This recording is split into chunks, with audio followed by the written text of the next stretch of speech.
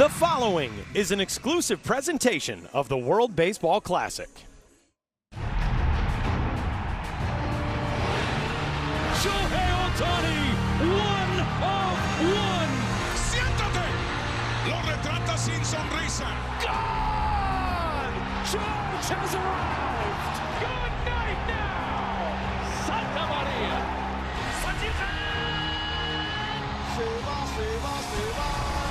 High and deep and gone. World Baseball Classic. You get it all. Well, what do you think? Did you get any rest last night? It's all right if you didn't, because we don't have any time for it anyway. No sleep till Miami. It's day number 3 of Pool A play here on Bithorn Stadium in the 2026 World Baseball Classic. And if you blink the first 2 days, you have missed a lot, because we are nearly at an elimination stage. This afternoon, a monster matchup in Pool A as 0-2 Colombia looks to stave off elimination, squaring off with 1-0 Cuba. Hi, everybody, and welcome inside it here on Bithorn Stadium alongside Ryan Rowland-Smith. My name is Tyler Mon. Ryan, we had a whole lot of fun last night. Yes. But you wake up this morning, and all of a sudden, if you're Colombia, backs against the wall today, taking on a Cuba team that had an off day yesterday. Yeah, and how quickly things all of a sudden turn from the optimism coming into this tournament, if you can shape everything up pitching-wise. But, man, Colombia are up against it. They lost Julio Teheran yesterday. That put so much strain on this pitching staff. It's going to be a tough one today. They've got to get their offense on track, and a guy who might be able to provide that spark for them is one of the top prospects in baseball, Michael Arroyo. Now, one great thing about this tournament, we know about some of the superstars in Major League Baseball, but what about some of the top 100 prospects sprinkled all through the World Baseball Classic, and Michael Arroyo being one of them, one of the Mariners' big-time prospects. They're trying to transition him to the outfield. Why? Because the Mariners are so excited to get him to T-Mobile Park. He can make an impact. He can hit from all parts of the field, especially to right center. We've already seen that. Some of the inside-out swing approach. He can drive the ball to right field. He is an impact bat. So much fun to watch. And I'm telling you right now, Colombia are going to have to lean on him at the top of this lineup to get through to the next stage. Arroyo is one of 4 top 100 prospects in this group. We'll see another one of those guys later today, and Owen Casey will take the field for Canada coming up tonight. Really, really talented group, obviously, here on both sides. On the flip side, Cuba looked really good on day number 1. They pitched extraordinarily well, and they started pool play brilliantly, which is what Cuba does. All time in the World Baseball Classic in the opening round, they are one of the best programs. Yeah, they are. And look, you remember 2023 going back, they were 0-2, and we're like, well, is this a different era for Cuban baseball? Because they introduced the major league players to come and join the national program for the first time ever in 2023, and they just didn't look like they were in sync. They look good yesterday, and a big reason why is Yoan Moncada. He came back in 2023 as one of those major league superstars to join this roster, but he is off to such a good start. And the big question is, can Yoan Moncada at the major league level get to his ceiling and all of a sudden provide that bat for the Angels this year? But it all starts here. 2 things that stood out to me, Tyler, yesterday. One was the defense. Athletically, he looked good. He looks like he's beyond some of the injuries he dealt with last year. And hitting from the right side, he hit that 2-run home run early yesterday. He is in a good spot right now. Hopefully this is a launching pad for a big 2026. He also just looked so comfortable with this team, and something we talked about a lot in 2023 was how the environment and the vibe in that clubhouse was going to be. But Yoan Moncada looking tremendously in his element as a member of this Cuban squad in his team's first game on day number 1. A big one here today from here on Bithorn Stadium, as Colombia will attempt to stay alive in pursuit of the quarterfinal round behind Luis Patino. On the other side, it's Denny Larondo who gets the ball for Cuba. Lineups and first pitch next from San Juan.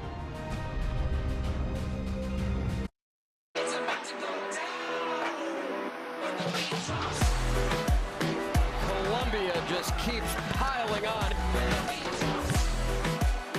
Jesus Mariaca, the legend grows. You're heading back to the World Baseball Classic. That is the magic that Colombian baseball is looking to recapture on a Sunday afternoon in San Juan, Puerto Rico, as we welcome you to beautiful here on Bithorn Stadium on this gorgeous Sunday under partly cloudy skies. It is game number 5, already at the midway point of Pool A of the 2026 World Baseball Classic. Ryan, an 0-2 start for this Colombia team. Outstanding work, especially at the plate in the qualifiers all time in this event, but offensively in the main tournament, they have really struggled to arrive. They really have, and just trying to get something going. We talk about this in the first couple of days of this tournament. Man, you have to get moving quick, get some kind of rhythm offensively. But on the flip side, too, on the pitching, man, I'm telling you right now, when you lose Julio Teheran like they did yesterday, and it puts so much strain when you're struggling with depth in some of those middle innings, and that's exactly what we saw yesterday. There is the young manager, Jose Mosquera. He and his staff will change the lineup up a little bit as they look for win number 1 here on the 3rd day of this opening round, and it looks like this. Michael Arroyo, the Mariners prospect, in the top spot as the leadoff man and the designated hitter. He and Harold Ramirez behind him have combined for 8 hits and 15 at-bats. Yeah, and you look at Arroyo, Harold Ramirez, and then the veteran Donovan Solano. Those 3 have been an impact at the top of the lineup. It's what the rest of the lineup can do. Michael Arroyo, a couple of hits already. Harold Ramirez absolutely raking, 5 hits. Donovan Solano has been on base half the time. So that's all good, 1, 2, and 3. What can the rest of this lineup do in some of these big spots? And on the mound today, they will get a look at a guy who spent 2025 at a couple of different stops in the Arizona Diamondbacks organization in the right-hander, Denny Lorondo. Yeah, and look, 24 years old. He was with the Yankees, he's now with the D-backs. That breaking ball can be a weapon for him. You can see all of a sudden he's starting to sneak up into some of the top 10 lists in strikeouts with some of these lower levels of the minor leagues. But again, you look at Cuba, they had Levan Moinelo and then Yariel Rodriguez that first game. Strategically, they can pitch them back, but a lot leaning on Denny Lorondo, the young 24-year-old. It is a lovely day here in San Juan. We do have a decent amount of wind blowing in from left field, so we'll see if that plays a factor today, as it has for the first couple of days of this World Baseball Classic Pool A.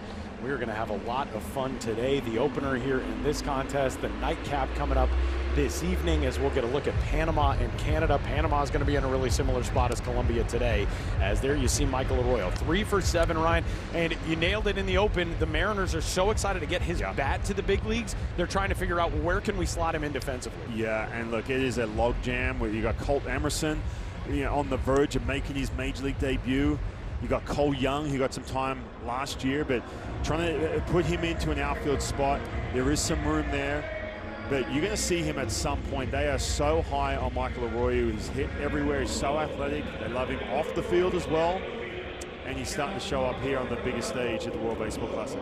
And ready to get things started here on this Sunday afternoon.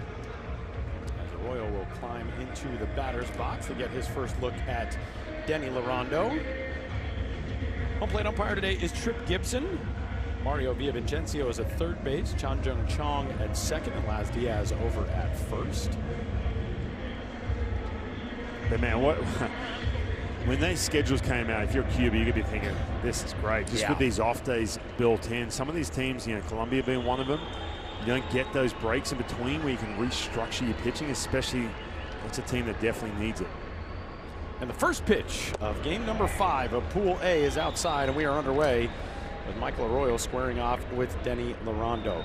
Yeah, the schedule so advantageous for Cuba. Off day yesterday, off day coming up on Tuesday. Arroyo swings at strike 1. Puerto Rico will be off today. They will be off again on Wednesday, the final day of this opening round. Probably the 2 best schedules. But Canada also in that mix. They played yesterday, they'll play today, and they are off tomorrow after sitting out on Friday in the first day of this pool. But yeah, no doubt that Cuba sitting pretty with the way things stacked up schedule-wise coming into this pool. 2 balls and a strike on Arroyo. Lorondo last season with the Visalia Rawhide and the Hillsboro Hops in the California League and the Northwest League at the Class A and High A levels in the Diamondbacks organization. Some good numbers with his peripherals, 92 strikeouts and 80 2/3 innings against 41 walks, but an ERA north of 5 1/4, and he walks the leadoff man here to get things started for Colombia in the top of the first. Yeah, I talked about the strikeouts all of a sudden in these lower levels of the minor leagues, creeping into the top 10s. You're looking at 10 Ks per 9. But when you are facing more of a veteran lineup, with Harold Ramirez, who's raking right now, you got Donovan Solano, who's been so patient. You got to force him back into the strike zone because that command can be an issue. So good wheels on at first for the hottest hitter in this Colombia lineup, Harold Ramirez. And takes strike one. Ramirez 5 for his first 8, a double and an RBI. 31-year-old free agent, spent last season in the Mexican League where he hit .359 with a .909 OPS. Also stole 30 bases. 6-year big leaguer from 2019 through 2024. Fastball punches the outside corner to make it 0-2. He's hitting a lot of 90s right now with that fastball. He can get up to 94, but you're going to see 90s, 92s. Real short lead over at first for Arroyo. Doesn't stop the snap throw anyway.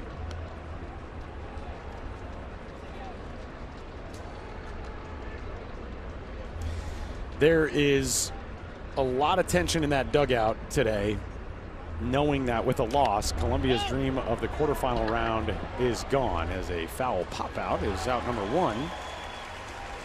But Colombia, Ryan, has done a pretty good job of generating opportunities offensively. They just haven't cashed in. Right. And I think that's the thing, as you take a look at the Pool A scenarios, that you try to ride if you are Jose Mosquera and this staff. We just need key hits in those spots where we're getting guys on. Yeah, and yesterday, too, seeing Gio Urshela come up and striking out in those 3 pitches, chase the pitch, was 54-foot lawn dart that he swung at, put himself in a rough spot. And that's when they were putting some of the pressure on Canada, getting into that bullpen. But just, those key at-bats, especially for a guy like Gio Urshela, more of a veteran player, he's got plenty of time in the big leagues. I mean, they ran out at home in the first inning yesterday. In the 3rd inning, they were threatening. Rodriguez punched out. And just those key moments, so big. Runner off of the pitch. Throw down to second base by Hernandez. Escapes into center field. Arroyo's to his feet, and he's going to take third as well. Stolen base and the error, and with 1 away, Colombia's got a man 1 station down the line. Yeah, Michael Arroyo with a huge dump. We talked about, obviously, the athleticism and the speed. But you can see, look, Denny Larondo, who's trying to get in a rhythm. I know he just got that first out. But sometimes you fall asleep with the runner over at first base where you just have that same leg kick, that same times to home. We're jumping all over it. And a hitter's count here for Donovan Solano. 1 for his first 5 with 3 walks here in the Classic. Corners pulled in. Middle infielders a little bit tighter as well. And it's 3-0.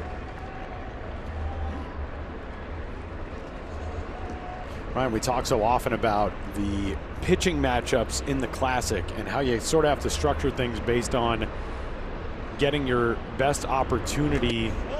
As another walk here in the first inning for Cuba starter Denny Larondo. This is a young guy being trusted in a big moment. Herman Mesa, theoretically, is saving some more key arms for Puerto Rico and for Canada. But you can't let a game like this get away from you. Obviously, it's the first inning, but it's a big pressure spot, and you can tell Larondo is just not locked in yet. Yeah, and look, man, a couple other things that go with this. You look at this and say, all right, 24 years old, A-ball kid, can get up to 94, can spin a break ball, all those things. Okay. But some of the intangibles you don't think about, right? When you are on this national team, what this means, look, we've talked about this a bunch. For Cuba, having those golden eras of just world domination, you know that that's how you grow up. So all of a sudden, here you are in game 2, being given the ball. You're looking around you, you're seeing some of these, the guys who, whether it be Despaigne, he's looking at Yohan Moncada over your shoulder. Man, the nerves are running high. And you can tell there's a little bit more of that urgency. He's rushing a little bit. He's yanking that ball arm side all day long. Now they just need to slow him down. You can see Cape just talking to him, just, hey, listen, have fun. Whatever it is, just to get you back in the strike zone. But it's so important, man. You forget some of this. Defensive alignment for Cuba looks like that. This is pretty much the same lineup that we saw in every way on Friday in the opener, but Ryan, as you noted in the open, Yohan Moncada just looked really smooth and confident out at third. Yeah, and there's always been these little niggling injuries happening with him throughout his seasons in the big leagues, but he barehanded that ball in game one, coming in, looked good, fired that ball across the infield, that play to his left. Jordan Diaz 0 for 2 through his team's first 2 games in the Classic, but starting as the cleanup hitter at first base today. And he lifts one in the air, well struck to center. Roel Santos curling back in from in front of the warning track, tagging at third. Arroyo will score a sacrifice fly for Diaz, and Colombia is on the board with its first lead of the 2026 Classic. It's 1-0 in the first. And they're off to a good start against Cuba.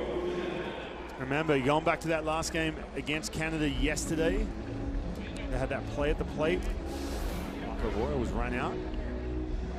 So again, you just take your breath right now. Obviously, it's only the top of the first. I get it. But all this counts. Already a mound visit here in this first inning, and you wonder how short the leash will be if Lorondo can't find a rhythm. In the post-game press conference on Friday, Germán Mesa said that it was between Lorondo and left-hander Julio Robaina to get the start today. But Cuba just has such a luxury, Ryan, with the way they can reset their pitching staff. They've got everybody available today after the off day yesterday. And there's a chance that we could see Yariel Rodriguez, Raidel Martinez, Yohan Lopez, a lot of really high leverage arms that could come into this spot if Lorondo falters early. He's given up 1 here in the first, and he runs the count to 2-0 on Urshela, already nearing 20 pitches.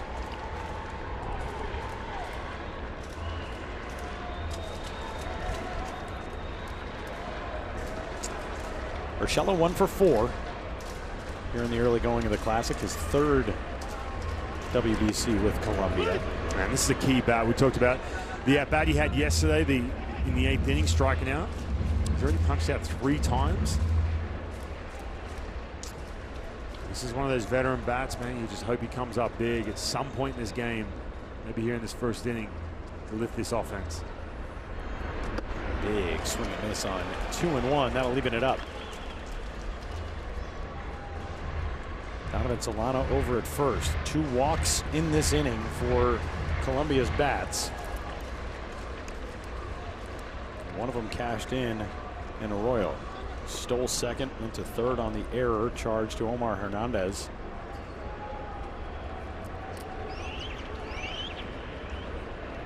Already some stirring in the Cuba bullpen down the right field line. Urshela fouls that one away. Now this is the at-bat I'm talking about in the 8th inning, right? You have a situation where you're starting to get into that bullpen, maybe that weak link for this Canadian team. And all of a sudden, look at this first pitch. I mean, just so aggressive, was in swing mode right away, and he's down quickly 0-2. Boom, huge strikeout to Gio Urshela in a big spot right there where they'll start to claw back and maybe upset Team Canada. 2-2 again. Inside, a 3-ball count once more for Lorondo. He and his infield started shifting toward the first base dugout. They were hoping to get a strike 3 call. And there is Luis Romero already throwing here in the top of the first. Big pitch coming up right here for Lorondo. 3-2, runner off, ball 4, 3rd walk of the inning for the 24-year-old.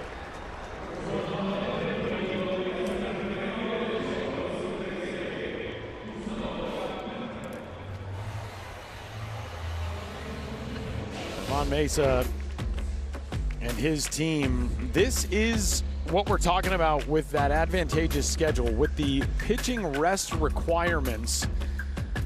Friday's game against Panama, a win. Saturday, everybody sort of resets. Now you play back-to-back days for the only time. We've got a couple of teams in this event who will play 4 straight days right out of the gate. So for Cuba, you come into this feeling really good about your pitching staff. This is not what you want out of the gate for Germán Mesa. Yeah, it was worked out perfectly on day 1. When you look at that breakdown, the pitches he used. Here's Gustavo Campero. Herman Mesa, man, we had so much fun talking baseball with him the other day. A guy who has played on the biggest stages in the international game and was really part of that golden era of Cuban baseball. Fly ball out to left. Wind working on this one. Moas in. Aruba Ruena out. And it is the shortstop to make the grab and wrap up the first. Going to the bottom of one. Colombia's got a run on the board. Starting lineup looks like this for Herman Mesa and Cuba today, coming off a 3-1 win on Friday afternoon, in which their offense and their pitching staff are just very complete. Yoan Moncada, Ariel Martinez, big contributions. Yeah, you look at the top of that lineup with Moncada and Ariel Martinez, already a couple of hits, big hits in this tournament. Down for Cuba. This is only game 2 for them. I feel like it should be game 10. But so much has happened in the first couple of days as we see Luis Patino, former top 100 prospect, trying to find his way back. Had some really mixed results, and a big thing leaned on that slider. That was such a big plus pitch for him. That slider when he first broke into the big leagues, and then kind of lost the feel for it. He's finding his way to Mexico in 2026. You see the velocity too. You're going to see 91s, 92s, but when he was at his best, when he had that prospect status, he was mid-90s, and that slider was so good. He had around a 48% whiff rate on that slider, and all of a sudden lost it 2022, 2023. And he walks the leadoff man. Roel Santos is on. Control, a rarity here early on Sunday. Yeah, he's going to pitch with a lot of emotion as well. Obviously, it means so much for him pitching for this Colombian team, but trying to find his way back on the map. Like a lot of these players we see from Panama, Colombia, trying to get back maybe to affiliated baseball. But Tyler, with that slider, 2020, 2021, that was a plus pitch. Opponents hit 150 against that pitch. The last couple of years of him in the big leagues, hit well over 300 against that. Matchup of a couple of guys very familiar with what it's like to be some of the most highly touted young talent in baseball. Yoan Moncada, who at one time was the #2 overall prospect in the game according to MLB Pipeline. And Luis Patino, a prized pitching prospect, and has battled through health issues, had Tommy John surgery in April of 2024, came back last year in the Padres organization with High A Lake Elsinore on May 4th. Saw some time with AA San Antonio, but was released in August. Signed with the reigning Mexican League champions, the Diablos Rojos of Mexico City. Alan Cordova on Panama's squad. He's also a member of the Diablos Rojos. A little equipment change, a little glove change going on. Issue for Jordan Diaz, it seems. Hey, look, we talked about too. I've said this a few times now with this Colombian team, right? So this is so important for Patino to come out and throw strikes, just get a little bit of length for this rotation. We talked about Julio Teheran just minutes yesterday having to back out of that start, and it puts so much strain, obviously, when you're dealing with depth. But what about the game prior to that? You had Jose Quintana, who, we figured out right after that, had some restrictions from the Rockies. He could only throw around 30 pitches. Got a late start to spring training. So, man, it's going to be some mixing and matching, figuring out this pitching here against Cuba. Talking hitting in the Cuban dugout. Cuba's over on the first base side today. Jordan Diaz has a new glove. Here you see Jose Quintana, the captain of this Colombia squad, who theoretically is available to pitch today. Right. He could go again later on. But Colombia is one of the 2 teams, along with Panama, playing 4 straight days to open and to close their Pool A, as Yoan Moncada takes one off the right shoulder, and it's first and second to get things started for Cuba.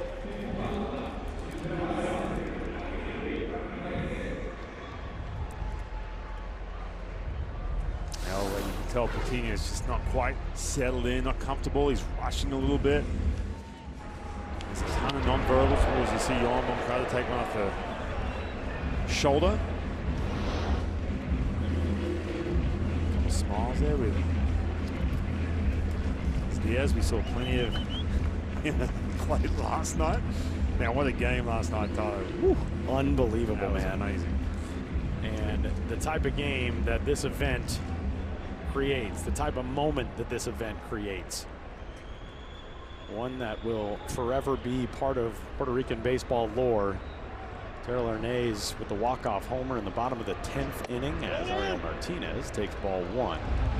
And just think, coming up, you've got the host nation. They're still going to take on Cuba in that night game. They're still going to take on Team Canada. They get the day off today. They're going to be huge games. And how about that too, Ryan? The day off today to be able to ride the emotion of that and not succumb to, man, we had so many chances and couldn't get it done, and now we're 1-1. Yeah. Instead, you sit around the hotel today, you go out, you explore a little bit in San Juan, you're feeling really good as the home team, Puerto Rico, at 2-0 in the driver's seat here in Pool A.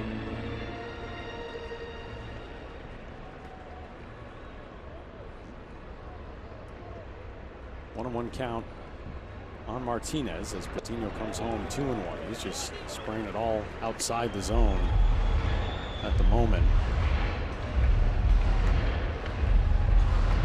Luis Patino at his 10 pitches. He has thrown 2 strikes. Martinez, high fly ball, deep right. Campero back, warning track, wall, 3-1 Cuba in the first.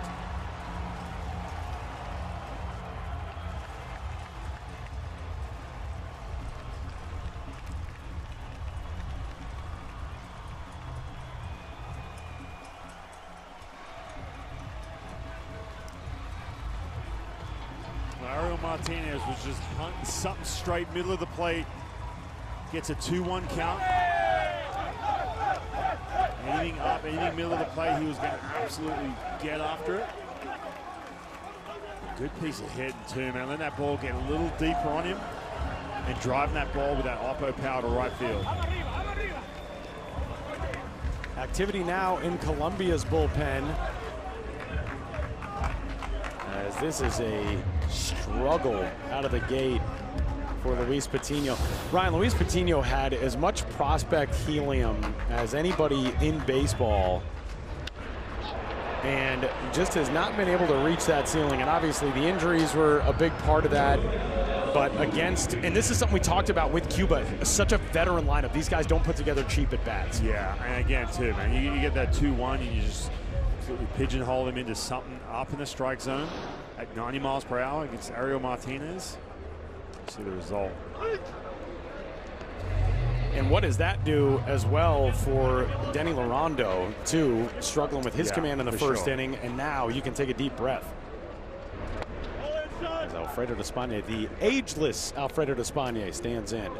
That is David Lourdes, the Reds prospect, getting to work in Colombia's pen.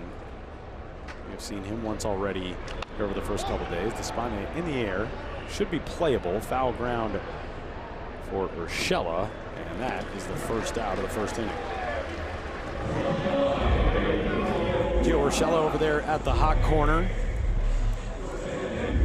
One of the many veterans in Colombia's defensive alignment. Harold Ramirez out there on left. It has been shaky, though, defensively for Colombia. And one interesting insertion in the lineup, Tito Polo getting the start in center field. He was one of the last additions to this roster and has played a pretty key role here the first couple days. Now Arizbel Barrena down the left field line, obliterates a solo shot, and it's 4-1 in the first inning.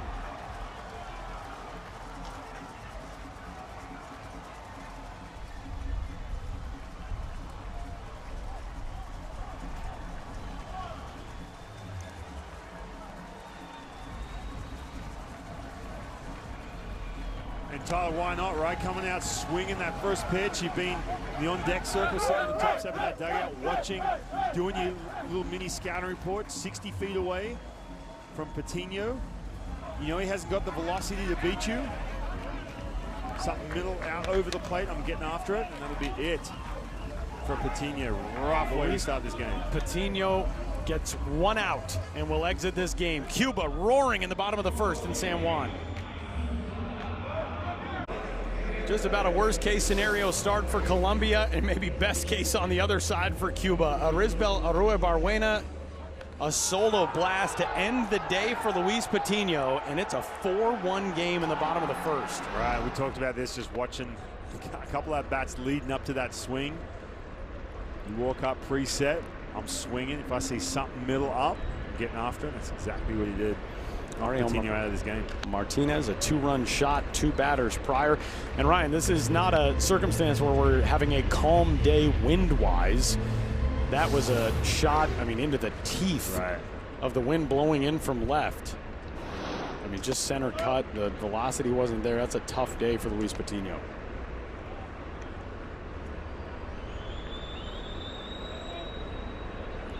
So the first man to face the new arm of the game for Colombia is Omar Hernandez, who skies one out to right. Gustavo Campero will put it away. 1 down. David Lourdes is the new arm, the Cincinnati Reds prospect who made a couple of stops in that Reds system last year. Yeah, lower levels of the minor leagues. David Lourdes, we've already seen him. He's only thrown the 2/3 of an inning. So again, look, well rested. But look at Patino right here. It's like, no, hang on. See, here's the thing too. What leads into that, he knows his conversations before the game. This is tournament baseball. He knows the fact that Julio Teheran was missing yesterday, and the one thing on his mind is how deep can I get into this game. And sometimes when you do that, you don't stay present, right? I've been there before where you've been in a situation where your bullpen's roughed up. Man, I've got to go 5, 6 plus, even though I'm struggling a little bit. And then you come out and just throw the 1/3 of an inning, man. That is rough. Colombia used 8 relievers yesterday, 7 on Friday, and a fly ball off the bat of Yoelqui Escobar, who belted a homer in his team's first game. This one will settle into Harold Ramirez's glove and send us to the second. Only 2 hits in this game, both Cuban homers, and it's a 4-1 lead for today's home team going to the second. Day 3 in Pool A, and we've got scenarios at play already here this afternoon and this evening from here on Bithorn Stadium. All day we will see teams fighting for their lives in the World Baseball Classic. If Cuba wins this game, Colombia is out. If Canada wins tonight, Panama is out. And then it is a 3-horse race to determine the 2 teams that will move on to the quarterfinal round of the 2026 World Baseball Classic. And Ryan, for Colombia, bottom third of the order here, but they barely had a chance to take a deep breath before that 1-0 lead was gone. Yeah. And again, too, up and down the lineup, right? Like the bottom part of the lineup, it's been rough, but all of a sudden here you are, because you start to zoom out, you start to look big picture, you know what's at stake. Obviously, if they lose today, eliminated. You just lost another starting pitcher in Patino, only going 1/3 of an inning. Their backs are against the wall, that is for sure. Tito Polo getting the nod today as the starting center fielder in the 7th spot. And a ground ball foul. Polo still busting it up the line, but that one called foul immediately. And Ryan, there's got to be a lot of disappointment in that dugout, because this team came into this event with more momentum than any other squad out of the qualifiers. They outscored their opponents 23-1 combined last year in Tucson, and it kind of felt like, all right, this is the time. And Colombia, though they have only had 2 wins in the main tournament, they have played such a big role in pushing teams like the Dominican Republic, the United States. They've been in difficult groups. They have put scares into teams. And right now, Jose Mosquera, I mean, he and his staff, they're just searching for answers in any way. They've only scored 3 runs in their first now 2+ games combined, and now they'll need that today just to pull even in this. Yeah, I mean, again, nothing's done just yet in regards to elimination, but you look at this and say, all right, we've got a situation where we're 3-0 in the qualifiers. We're fresh off of that. You've got some veterans coming back who are pushing hard. Jose Quintana on recruiting players. You've got Donovan Solano, 38 years old. He's got 10+ years in the big leagues. You've had some success, and here you are, find yourself on day 3 in a situation like this. Used 14 relievers in 2 days, and you also wonder too how much that Julio Teheran shoulder issue yesterday really just derailed things. Yeah, for sure. It can be deflating. That's for sure. On the flip side too, like Daniel Rondo with that punch out. You mentioned it, Tyler. The fact you get that 3-run lead, you can take a breath. Everything just looks way more sharp. He's got that good rhythm to him. He looks good. The other thing too, just from the age perspective for him, if you're a guy who feels like you got the weight of your world on your shoulders, you've walked a couple, the stolen base, the error, didn't even give up a hit in the first, but you gave up a run. when the veteran guys are the ones that come through, and I would imagine Ariel Martinez and Risbel Arua-Barrena walked up to Lorondo in the dugout and said, hey, don't worry, we got you. Right. That level of calm, you can't replace that with anything else. Yeah, and you're looking over your shoulder too at the bullpen, which is still moving around a little bit, but there's nothing worse, Tyler, when you get the ball to start game 2, right? There's all these expectations, internally, externally, and you pitch and you're trying to get in a rhythm, you glance over your left shoulder and the bullpen's already going. I'm telling you, that leash gets so much shorter. Now all of a sudden you get that 3-run lead, and come back out, take a breath, and just do your thing. You get 2 quick outs. You see what a live arm this is for Lorondo. A guy with a pretty high ceiling. He's not the biggest dude in the world, 6'2", 180, but as Ryan noted, he can run it up to mid-90s with the fastball velocity. Powers that one in there at 91 to Diane Frias, who bats with 2 outs and the base is empty here in the top half of 2. Colombia has just not caught any breaks here the first 3 days of this World Baseball Classic. You know, back in 2023 in Taichung, we had a fan behind the plate for Cuba who had, I think he had a horn or a cowbell, made himself very present. I'm 99% sure he is in the house here today, hanging out behind the plate. Cuba's got a good contingent in attendance, Colombia as well. But talking about that success that Colombia has had, even in games that they may not have been able to pull away. 2017 against the United States, the bottom of the 6th inning, a wild pitch scored Ian Kinsler, and then Adam Jones with the walk-off moment. And then in 2023 against the U.S., Colombia was up 2-1. Mike Trout with a 2-run single gave the United States a 3-2 lead. Ryan Presley struck out Jordan Diaz to end that game in the 9th in 2023. And look, man, again, we talked about this off air too, Tyler, and we watched Australia against Japan early this morning as well. When you don't have some of the firepower in the middle innings or the back end of that bullpen is not that 3 to 4 guys that you can lean on. What happens is you can hold, if you're a team like Colombia or Australia against Japan, and you have some players that you can hold it up. You can have that one guy who gets that start 4 or 5 innings. The game will hold up. You'll see this pattern across the World Baseball Classic, especially in pool play. The game will hold up, they'll keep it close, and then the wheels fall off. And we've seen this so many times, especially going back to 2023, 2017 even. I've been a part of that on some of these teams where, man, you just get you start tapping into what kind of depth you've got, and that's where the wheels fall off. And there was a couple of examples there against Team USA. Frias at second after the wild pitch. And Michael Arroyo, who walked to lead off this game and manufactured that first run for Colombia, takes a strike to make it 2-2. Walked, stole second, went to third on a throwing error charge to Omar Hernandez, and then came home on Jordan Diaz's sacrifice fly. Lorondo deals the 2-2, and Arroyo in the air to center. Joel Santos drifting back is there, and that'll do it for Colombia in the second. We go to the bottom of 2. It's 4-1 Cuba.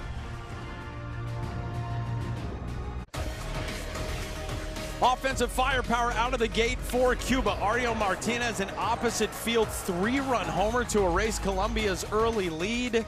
And 2 batters later, Risbel Arua-Barrena with a solo shot down the left field line. And Cuba, a team that historically has thrived in the opening round in the World Baseball Classic, chasing Luis Patino after just 5 batters.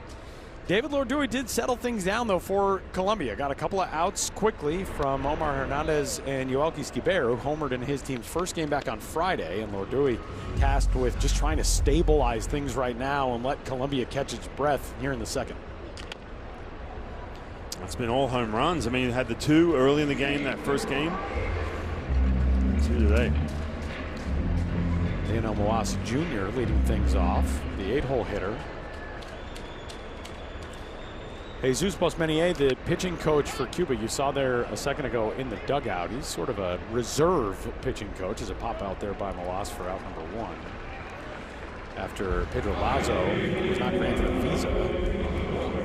But Cuba's offense coming to the rescue of that young starter, and they've always been good, Ryan. They've played in a semifinal, they played in a championship game in the Classic, but we really didn't know what to expect from Cuba this year. Yeah, I really didn't. And again, you know, going back again, 2023, you have some of the big league names coming over. Not all of them. I mean, we've had notable players who are not on this roster that they could fill up. There's always these surprises. I mean, we asked Herman Mesa too. Okay, who's gonna stand out here? Who's gonna be that one player that you're really excited about? Mesa was so much fun to talk to. Yeah, we got to talk to him about the guys he's most excited for. You know, Yohan Moncada obviously stands out in that regard. We told the story yesterday, but he said, you know, Arroyo Barbuena, and he said in Spanish through his interpreter, it's a difficult name to say, so just call him Arizbel. And Yiddy Cape out of the 9 spot, the second baseman, fouls that one away. But the thing I go back to from that conversation was when we asked him, what's the element of this team that excites you the most? And he said the unity. And the reason, as Cape goes down swinging, that felt like such a big comment is that was the thing that we felt Cuba didn't have early in Pool A in 2023. They just looked disjointed and sort of like they hadn't gelled yet. Now, this team got to play some exhibition games. They went to Nicaragua. They've been together for a little while, and that makes a monster difference. So 2 gone back to the top of the order, and Santos, the center fielder. Yeah, we talked about, you know, the aging roster. I mean, look at Raul Santos, 38 years old, but he's known for that speed. Slaps the ball around the place. And a 1-2-3 inning for David Lourdeau. 5 up, 5 down for him. We'll go to the top of the 3rd in a 4-1 game. First arm out of the bullpen on Friday is the first arm out of the bullpen here today for Cuba, as the Toronto Blue Jays right-hander Yariel Rodriguez will take over. Denny Larondo, 2 innings, allowed 1 run in the first, really settled in the second, but already into the bullpen for Herman Mesa and his team. Yeah, now look, again, a 3-run lead right now. I'm a little surprised to see Yariel Rodriguez, only because you do have to deal with some of the restrictions. He's in year 3 of a $32 million deal with the Blue Jays, and sometimes these organizations, you know, Jose Quintana, classic example, you got 30 pitches. But here he is. He'll go to work here against 2, 3, and 4 for Colombia as Harold Ramirez leads things off. I mean, think about it. We saw multiple innings out of him, and one thing that, you know, it's not just about the pitch count, it's the up and down, which can create a little bit of stress, especially this time of year.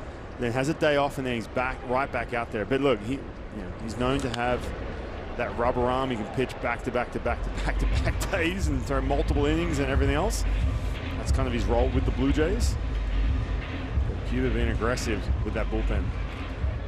Herman Mesa, there is nobody better versed in international baseball and the things you need to do to get wins over the line than Herman Mesa, who has played in some of the biggest moments in his country's history. Rodriguez on Friday, 2 1/3 innings through 27 pitches, 17 for strikes. He struck out 3, otherwise all zeros. No hits, no runs, no walks. 2-1 count from the Jays right-hander. And Harold Ramirez puts a charge into one to left center field, but a great read off the bat by Roel Santos, 1 away. Here is Rodriguez's 2026 World Baseball Classic debut. Right, and it wasn't like he just threw the 1 inning, 1 and done. No. He was out there for multiple innings, and again, this is just what I'm talking about with some of the restrictions you get. But he looked good, really good. Looked like he was mid-season form. He is a really interesting story in his participation in this World Baseball Classic on this roster for Cuba. He was signed to pitch in Japan.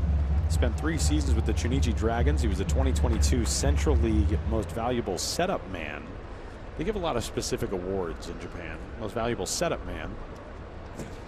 And Rodriguez, after the 2023 World Baseball Classic, defected to sign with the Blue Jays. And that's a different term in that regard as compared to a guy leaving the island and arriving trying to sign somewhere else. Rodriguez was playing in Japan under an agreement that the Cuban Baseball Federation has with Nippon Professional Baseball, in which players are allowed to go over and play in Japan. But he broke that contract to sign a deal with the Blue Jays. And initially the reaction was not good from the Cuban side. They demanded financial compensation.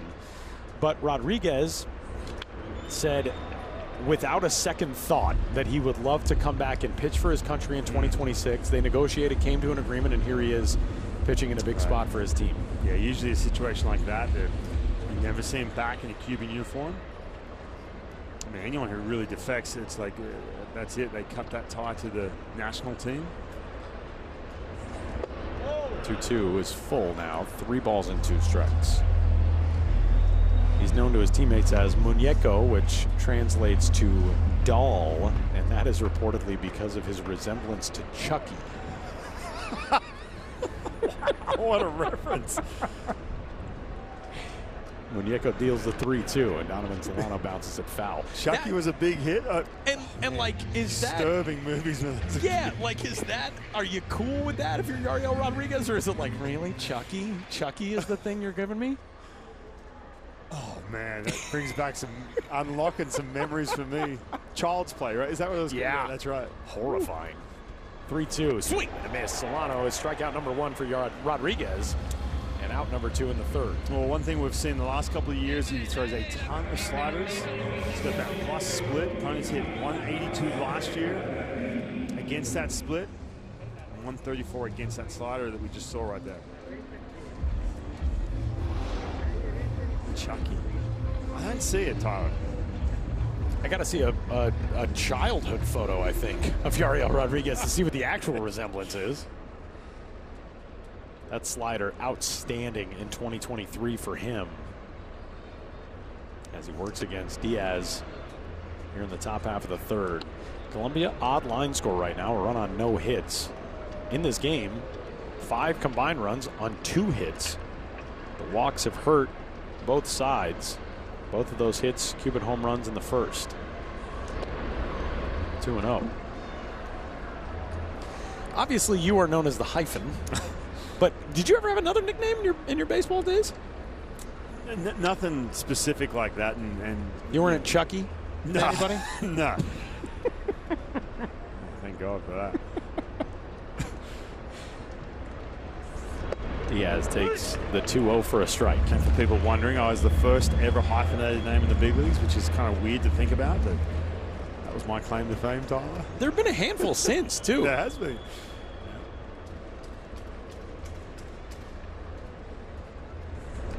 Diaz comes up empty on the 2-1, and it's even.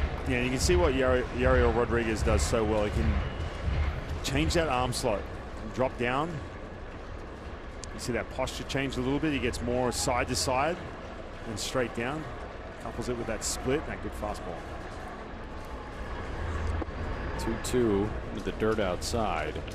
Jordan Diaz, also a guy who has played in Japan. He actually signed a multi-year deal in January of last year with the Oryx Buffaloes. 50 games up at the Pacific League level. 228 hitter with a 597 OPS, trying to find his footing over there.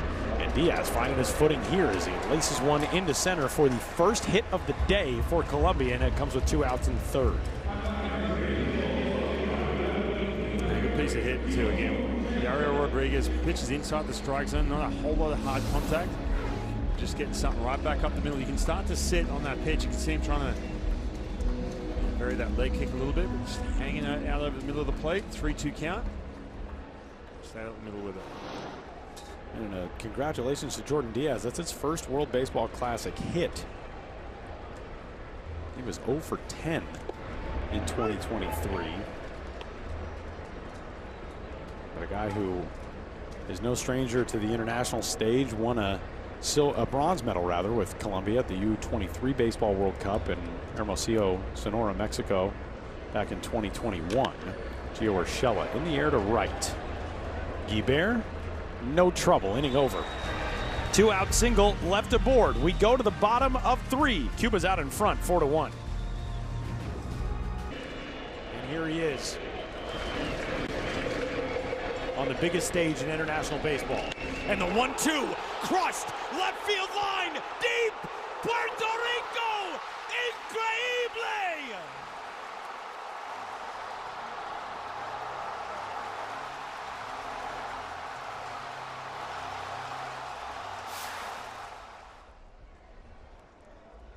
What a night last night here in San Juan and here on Bithorn Stadium as Puerto Rico walked off with an extra innings win over Panama. I have to shout out our crew because the visual storytelling in that moment last night, our producer Chris Bracey, our director Troy Clara, that was incredible. Being able to follow that moment with Darryl Hernandez around the base paths, the access that you get as a viewer in this event is unbelievable. My dad is here, as we talked about a little bit. He texted me last night and he said, man, that is so cool. I watched on YouTube and they followed him all the way around the bases. That's amazing. And that really was, there is no event that makes you feel more like you are experiencing this game in virtual reality like the World Baseball Classic does as the leadoff man, Yohan Moncada, fouls out to start the third. But, I mean, this was the greatest moment of Darryl Hernandez's life, and you all got to experience it along with him. And that is amazing. So epic. And also, too, you know, the backstory, 2023, watching the World Baseball Classic, sitting in the hotel room saying, man, one of his biggest goals in his career is how do I get to a place in my career where I can wear that Puerto Rican jersey. It was a late ad. We know about some of the players that were missing. We talked about that a ton last night with Correa. And Francisco Lindor, by the way, was jumping around his living room watching that moment. How cool is that, man? He posted it to Instagram immediately. Is kind of interesting here. Ariel Martinez gets drilled. He hit the 3-run homer in the first. Yeah, that was a slider, though. Nothing intentional. But again, with Hernandez and just hearing that backstory, saying, man, this is one of his ultimate goals in his career, and to be on that stage in that moment, extra innings, and win that game was so epic. He said last night, he said, yeah, I think it'll change my career a little. Yep, I would say probably so. Alfredo Despaigne on a bouncer out to second. 4-6-3 double play, inning over. One out hit batsman is erased, and we'll go to the fourth in a 4-1 game. The all-time greatest program in international baseball history has not yet captured a championship of the World Baseball Classic, but they're giving it another run here in 2026. The runners-up in the inaugural edition at Petco Park in San Diego to Japan. They made it last edition, to the semis against the United States. Ran out of steam in Miami. But an impressive start for Cuba, both in Game 1 and here today, busting out to a 4-run bottom of the first inning. German Mesa and his squad are looking to move to 2-0. They would match Puerto Rico for the moment if they can get the win today as the only 2-0 teams. Canada will give that a crack tonight, coming up at 7 o'clock against Panama. Which is actually how you say it. That's the way it's supposed to be said. Thanks for getting it into my head. Thanks for getting in my head now for the rest of the tournament, Tyler. Sorry. Appreciate that. I'll just hold this cough button down anytime I'm going to talk about Team Panama. Ariel Rodriguez on for a second inning of work. I just want to point out the cameos that they've gotten in Tokyo. Bad Bunny the other night. How about the appearance today of Naruhito, the Japanese emperor, was at the game between Australia and Japan. That's the next first level. time in 67 years that the emperor has attended a baseball game. And he was there today. I was texting with Stephen Nelson and asking him what it was like. He said, well, they were in the booth above us, so we couldn't see him. Just levitating up there, wasn't it? Strikeout there of Campero. So this is what is ahead. Coming up tonight at 7 o'clock, Panama and Canada. Here is the story that probably exists going forward. If Canada gets this win, if Cuba gets this win, look at those last 3 games. It is a 3-horse race, and only those 3 teams will play in our final 3 games from here in San Juan. And it's single games on Tuesday and Wednesday, so the drama gets ratcheted up more and more every day. I tell you what, that Cuba-Puerto Rico game tomorrow night, and then leading into the Canada-Cuba after that, in Canada-Puerto Rico, it is going to be epic. Because really, when you look at this, and it's so hard to predict what these teams are going to bring to these tournaments, right? Obviously, Puerto Rico, look, we talked about the players they're missing, but that energy, they're riding off that energy from last night. They're so talented. They're so well-versed in this tournament. Obviously, Cuba. But then you got Canada, who's stacked offensively. So it's going to be tough. There's just 2 spots to go into the next round with 3 teams that look really good here early. Rodriguez deals, and Tito Polo able to hold off. It's 1-2 on him. And we're seeing more and more of that slider from Yariel Rodriguez. Again, this pitch ranks so highly among relievers in the big leagues. And you can see changing those arm angles, get that more horizontal. Polo back in and waiting, and goes down swinging for the 3rd strikeout, and 5 outs recorded now by Rodriguez. Yeah, so he's around 40% of that slider, different arm angles, different looks, and then he just dumps that split down and in to perfection. Look at this split. There's nothing you can do with that pitch underneath the hands if you're a right-handed hitter. Ryan, you mentioned the guys missing for Puerto Rico. We've talked about that a lot, but also noted Francisco Lindor posting the celebration video in his house. Did you also happen to see that Kike Hernandez FaceTimed Francisco Lindor and brought the phone out to Darryl Hernandez in the middle of his post-game interview, and Hernandez looks at the phone and sees that it's Lindor and loses his mind. Man, what an incredible night last night for the 19,000 in this ballpark, as Carlos Martinez, the backstop out of the 8-hole, finds himself in an 0-2 count. Rodriguez doing a great job getting in front of hitters as he'll deal pitch number 30 next. I still love the fact that Kike Hernandez is injured, not on the roster. He's in full uni, and he's center stage when you're talking celebrations. He was at a press conference the other day. He caught the first pitch yesterday as well. Bouncing ball out to short. Nice job on the run, Arroyo Barwena, and the inning is over. Terrific work from Yariel Rodriguez. 3 up, 3 down for Colombia in the 4th. There's our guy! Pablo Avila, Cuba's super fan. He has arrived at the World Baseball Classic. You know what I love most about Pablo Avila? He is rocking a U23 Baseball World Cup hat. That is a WBSC logo. And Love it. he was the guy who everybody in 2023 was like, what's the deal with the guy with the horn? He's just a fan. He likes the baseball. You know what, I'm going to throw Pablo under the bus here. He was rocking some Chinese Taipei gear in that game. He was? I wanted to get down there so badly, but of course I didn't. And so, hey, what's the deal? What's going on? Man, that is fantastic. He is one of the biggest fans of not only this Cuba team, but international baseball as well. Yeah, he's been at WBSC Youth World Cups, and there it is. U23. Man, I'm very glad that I recognized it was U23, is because if that was like the U18 logo, I would have felt pretty dumb. Cuba's best run in a youth tournament in recent years was the U15 World Cup. A few years ago, back in 2022, they had just an incredible story that year. Their national team arrived in Hermosillo, Mexico with 2 bats. They had 2 baseball bats, and one of them was deemed non-conforming for the event. So they had 1 bat, and Cuban expats in the Hermosillo community got together, pooled some money, bought that team some more equipment, and they made it all the way to the World Championship final before falling against the United States.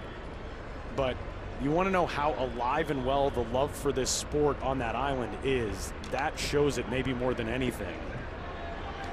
as Arizbel Arruabarrena leading off here in the bottom half of the fourth inning. Belted that shot back in the first. And you look at what Cuba has done overall in World Baseball Classic history. A team that, as we noted, they played for the championship in 2006. They were in the semis in 2023. As the new arm into the game for Colombia, Emerson Martinez works here with a 2-2 count. He freezes Arruabarrena for the second strikeout of the day for Colombia's pitching staff. All of a sudden, this Colombian staff is starting to settle in just a little bit, trying to cover some innings. Keep it here within 3. Tell you what, going back into that first inning, you think to yourself, all right, this is an absolute boat race, but still a 3-run deficit. Ground ball back up the middle is a base hit for Omar Hernandez, who's firing up his dugout as he trots up the first base line, and a 1-out single puts the catcher aboard for Cuba and sets it up for Yoelkis Guibert. It's breaking ball middle of the plate, stays up the middle. Right on cue, as I was saying, that the Cuban hitters are starting to simmer down. Colombia was starting to hold them in check. Back on base. Emerson Martinez actually hails from Venezuela originally, but eligibility to play for Colombia here in this event. He has played exclusively in the Venezuelan Winter League in each of the last 3 years, and a ground ball shot right past him again. This time Guibert singles, back-to-back knocks, almost carbon copies of each other. And it's first and second with 1 out as Cuba starting to build something else in the fourth. Again, being aggressive, jumping on these first pitches. Seeing everything just, it's still breaking balls. It's nothing straight, but it's at the top of the strike zone. So staying right back up the middle.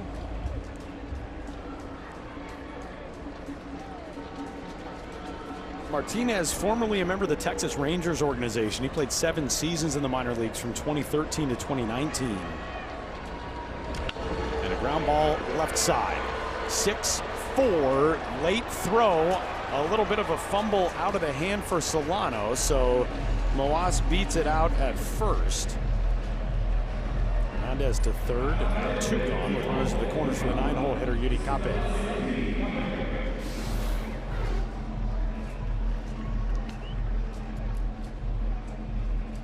Oh, it's getting down that line quick.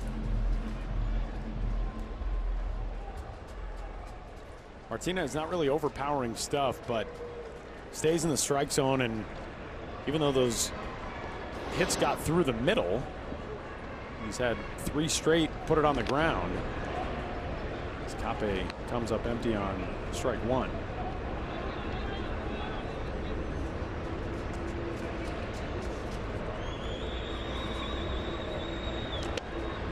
Quickly 0-2 on him. Yuri Cape, the Marlins prospect. Really highly touted early on in his professional career. And he bounces one left side. Urshela is there to put him away. And that will send us to the top of the 5th. All the offense coming in the first, and Cuba's got a 4-1 lead.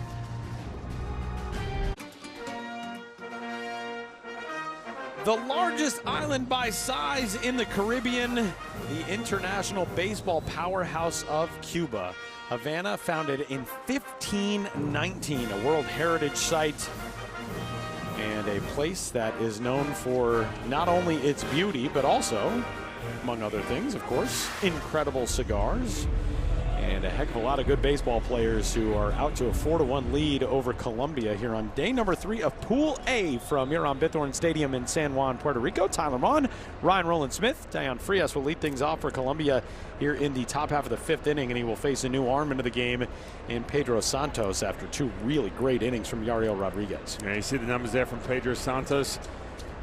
Got a chance to pitch in Double-A this year. He's got a really good fastball, 95, can get upper 90s, but the command has always been the issue.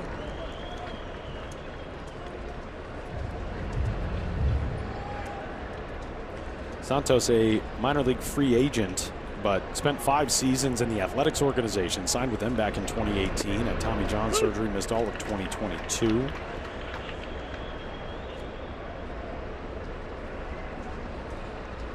Frias out of the 9 spot, a walk in the second. And a blooper into right. He's got a knock. First hit of the World Baseball Classic for Frias, and a leadoff base runner for the first time since the first inning for Colombia.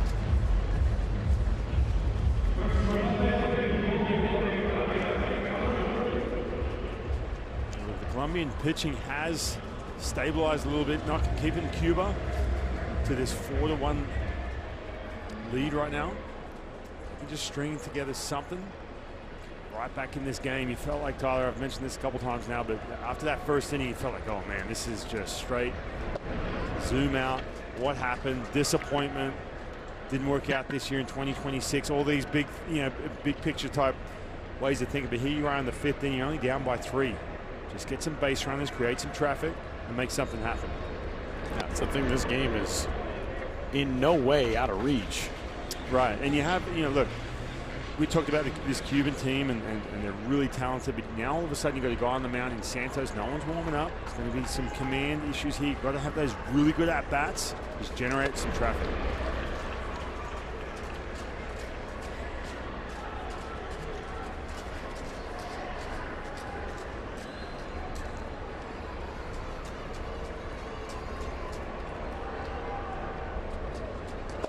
Two misses down. Interesting delivery for Santos. Kind of short arms that thing out of the glove and then whips it up over his head. Good extension, mid to upper 90s with the velocity. That was his best graded pitch according to Baseball America in his most recent appearance in their midseason rankings back in 2024. Missing there to even the count.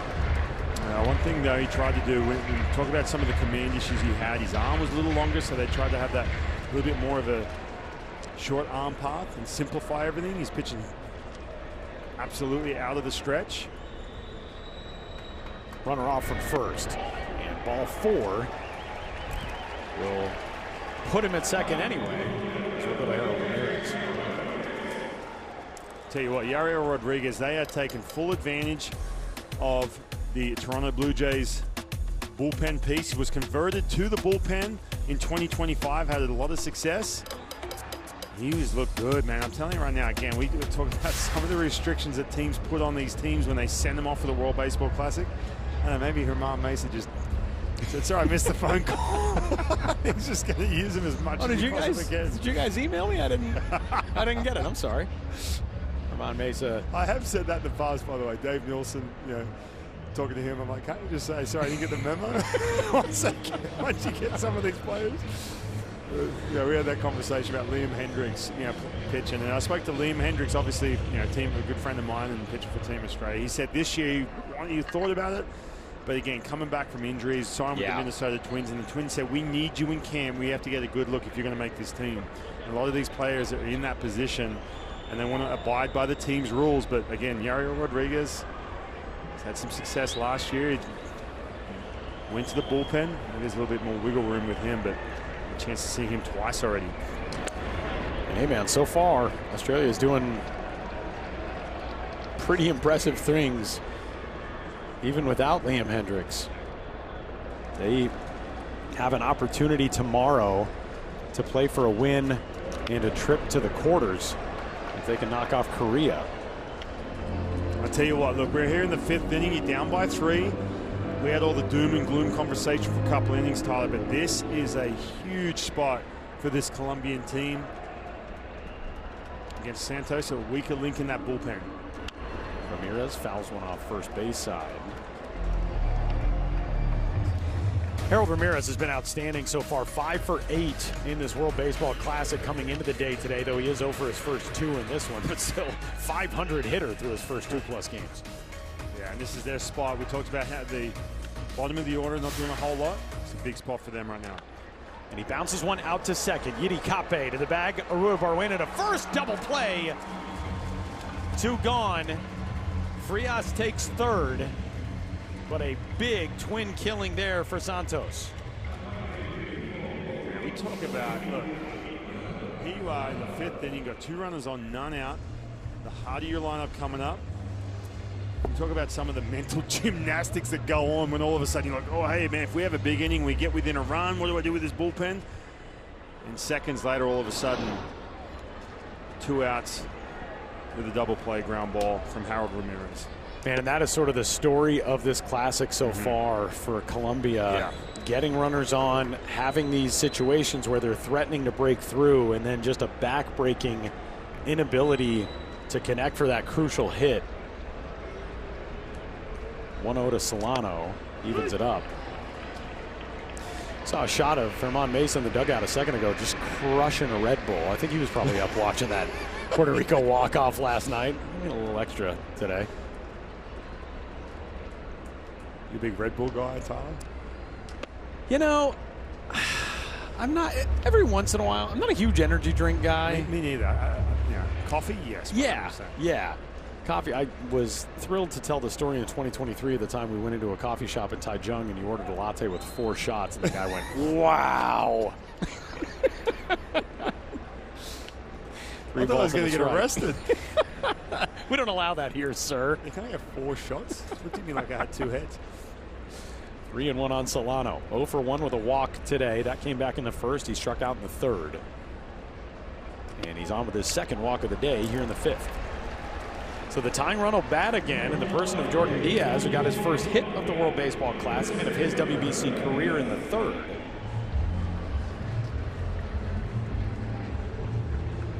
Donovan Solano, walk machine, this WBC.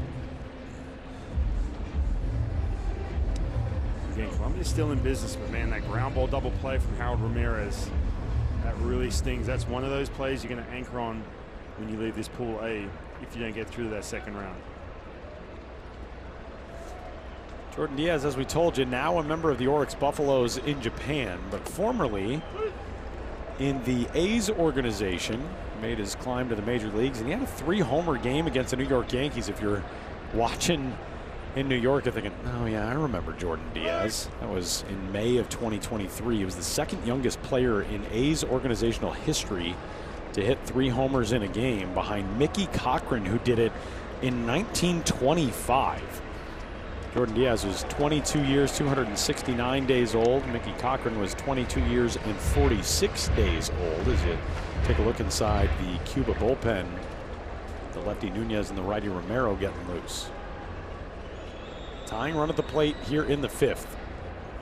Colombia desperately in need of a key hit in a big spot to produce some runs. 0-2, and it's not coming here from Diaz, who has gone on strikes. Great job by Santos to work back and get out of the jam with the double play and the strikeout. We go to the bottom of 5. It's 4-1 Cuba. One of the most beautiful places on earth, the island of enchantment, Puerto Rico. Some kayaking off the coast. Shades of green that you can only imagine if you're sitting in a snowy place like my hometown of Denver, Colorado this weekend. As we move along into the bottom of the 5th inning, Roel Santos will lead things off for Cuba.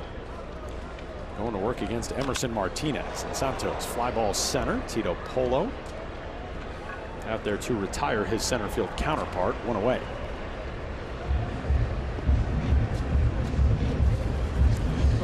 So here's what is in play today. With a win and a Panama loss tonight, win for Cuba that is, this becomes a 3-horse race to send 2 teams on to Miami. If Colombia wins this game today, everything is still in play. So a ton is hinging on the final 4.5 innings in this contest as Colombia is trying to get its offense sorted out, continually having these chances with runners on and being unable to deliver. But already today, there exists the possibility that we'll have 2 teams eliminated. And Ryan, we talked about the importance of the final 3 games on Monday, Tuesday, and Wednesday. The game prior to those then essentially becomes the relegation game because it's Colombia against Panama in the final game, or in the early game rather, on Monday. As a called strike 3 on Yohan Moncada. He is gone for the second time today. Here's how things look through 3 days, nearly 3 days, 2.5 days almost, in San Juan. I tell you, forget about that relegation as well. It's a situation where you know, if you're at Colombia, yeah, you know, we have to go qualify again. You got to make sure you got the right players available at that time of year sometimes when they're off playing affiliated baseball somewhere. And you don't want to have to fall back into that. And if you're one of these teams too that kind of face that leaving this tournament, you start to look around and say, man, there's a lot of other countries that are starting to get their best players to come to these qualifiers. To get back to the World Baseball Classic, it gets tougher and tougher to keep trying to qualify every single time. Ariel Martinez out to short, and that'll do it. 3 up, 3 down goes Cuba in the 5th. Headed to the 6th. They've got a 3-run lead. Welcome back to the 2026 World Baseball Classic with former Major Leaguer and 2-time Team Australia pitcher Ryan Roland Smith. My name is Tyler Mon here in San Juan, Puerto Rico at Bithorn Stadium for our continuing coverage of Pool A. 4-1 lead for the home team on the line score today. Cuba out in front of Colombia. All those runs coming across in the first inning on both sides. Still partying after last night, Tyler. Man, that is a fun area outside.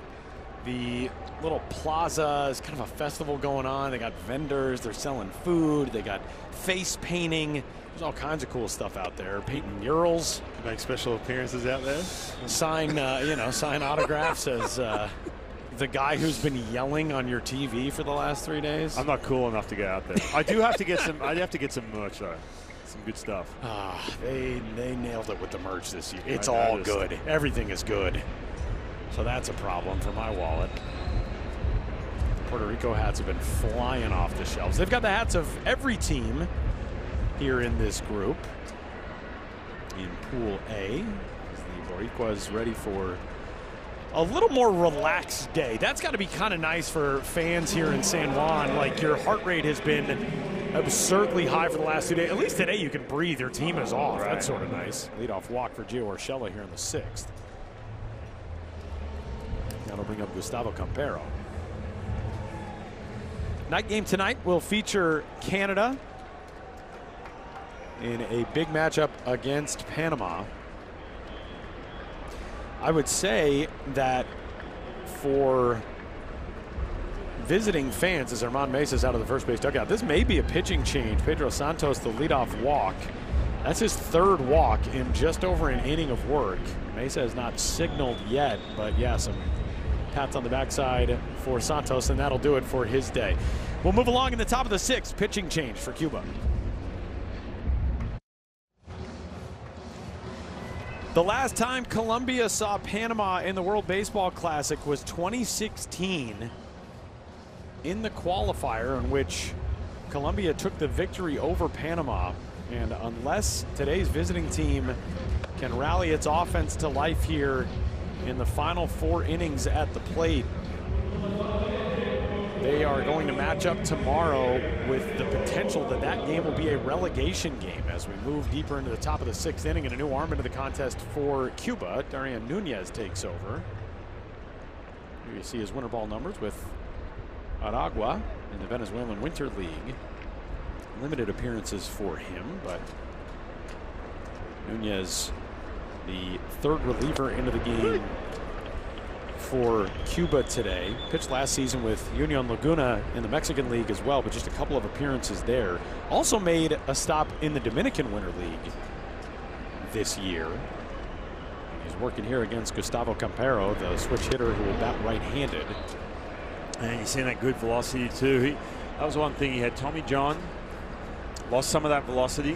Looks like he's got it back right now, mid-90s. He has a devastating changeup. He keeps that really good arm speed.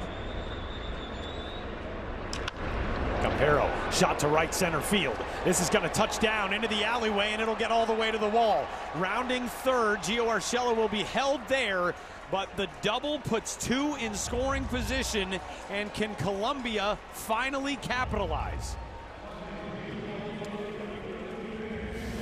You saw Germán Mesa make the pitching change because Santos was on that short leash, didn't have the command. He got bailed out by a ground ball double play last inning.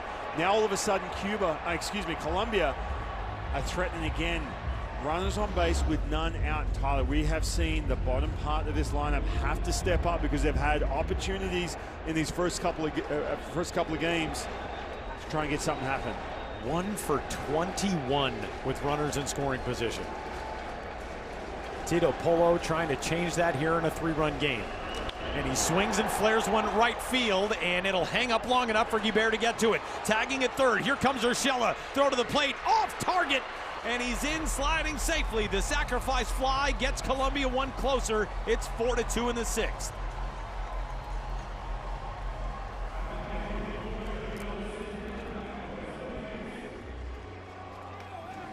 You saw that throw from right field kind of die a little bit, but again, just making something happen. Shooting that ball into right field deep enough, just deep enough. Throws a little bit offline.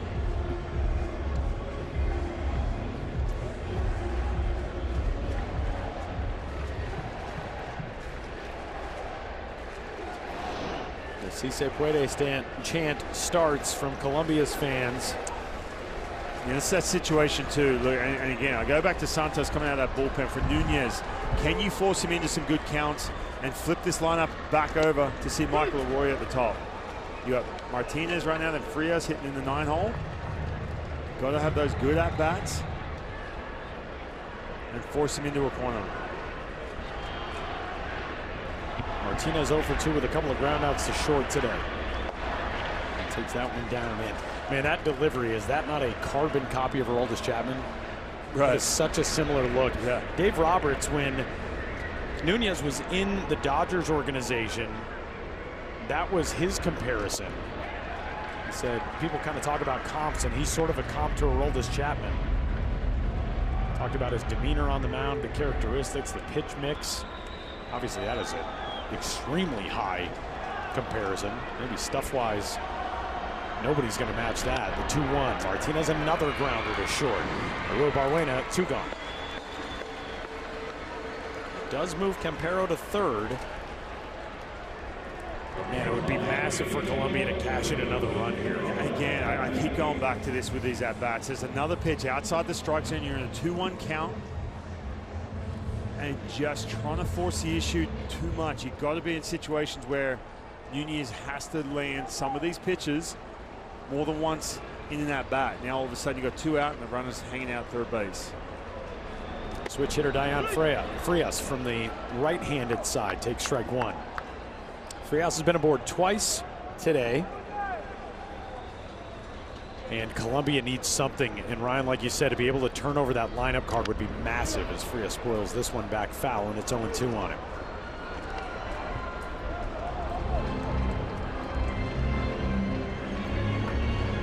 And for Frias, you're going to get pitches to hit. You got Michael Arroyo on deck. Now all of a sudden you're in that 0-2 count.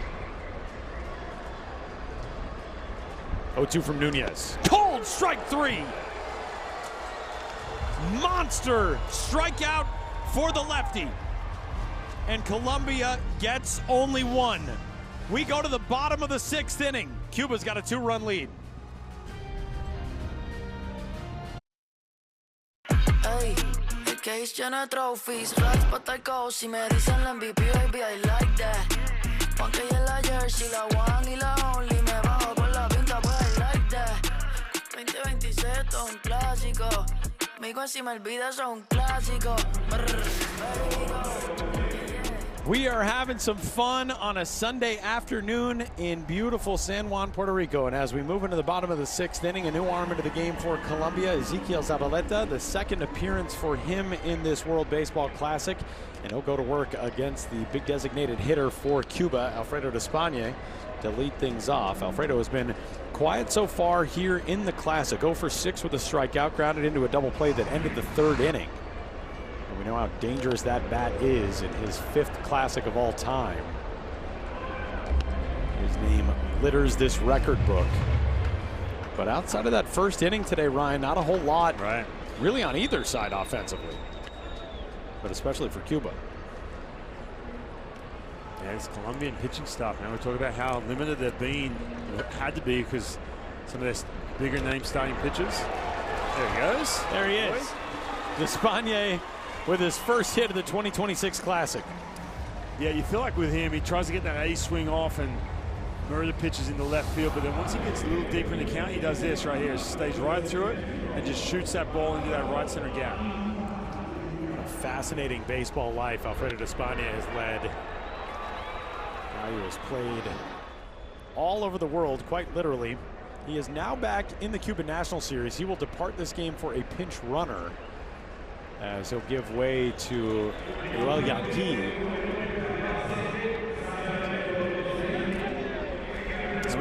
We saw Martin Maldonado last night, who has announced his retirement. This is his last go-around, I guess, with Team Puerto Rico. A couple big hits, even last night. So he's all done and dusted after this. Despaigne, another guy who, can he come up big? Potentially his last ever World Baseball Classic.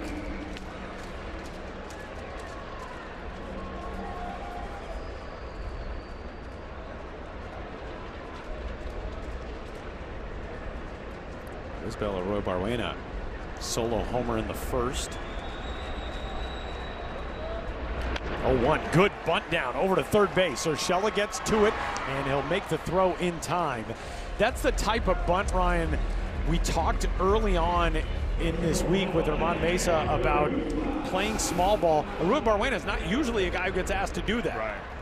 Yeah, and again, you think of this like, well, you feel like Cuba has been in complete control this entire game, but you're starting to see the Colombian offense come to life a little bit. They've squandered a couple of these chances, but that's what it means to get that third run here in the sixth inning, bunting in the middle of that lineup. So with one out, man in scoring position for Omar Hernandez, who singled back up the middle his last trip of the plate. Colombia's playing him to go right to that same spot. They got Donovan Solano stationed basically right behind the second base bag. A couple of steps to that first base side as a laser beam out to left, and that finds Harold Ramirez. So 2 gone. Hernandez retired, and the pitch runner Yanqui will retreat to second, and the task will fall to Yoelqui Esquivel, who homered on day 1. That big homer under right field. Can get some pitches middle of the plate. They're going to walk Esquivel. So now it'll fall to Leonel Moas Jr. 0 for 5 so far in the Classic for the young left fielder. Not super young anymore, coming up on his 30th birthday. Guy who plays for the Toros de Camagüey. Back home in his hometown in the Cuban National Series. And he takes ball 1 a little bit high.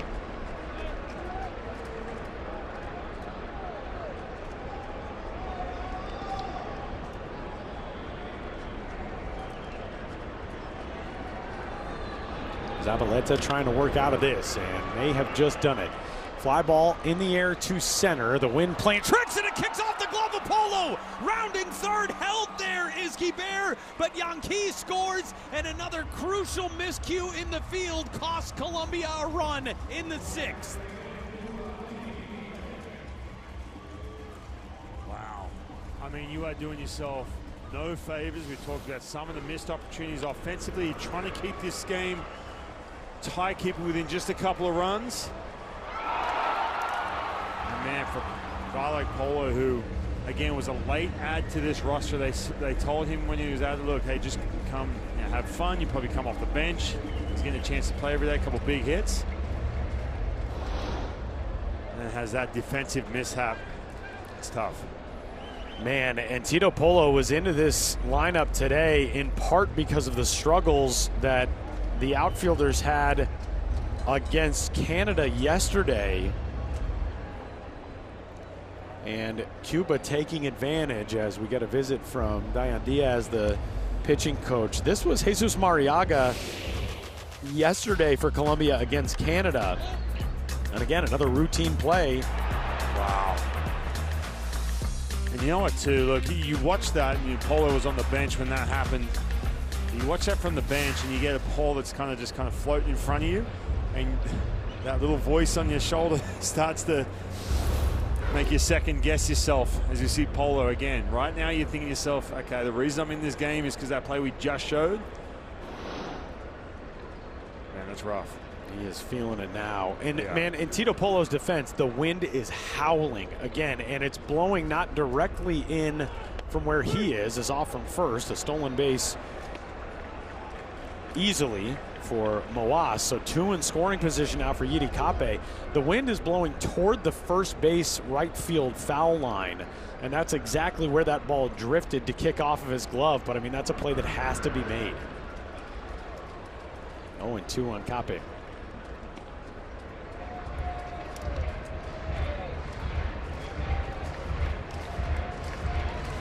It has just been a worst case scenario. Murphy's Law kind of first 3 games for Colombia here in San Juan.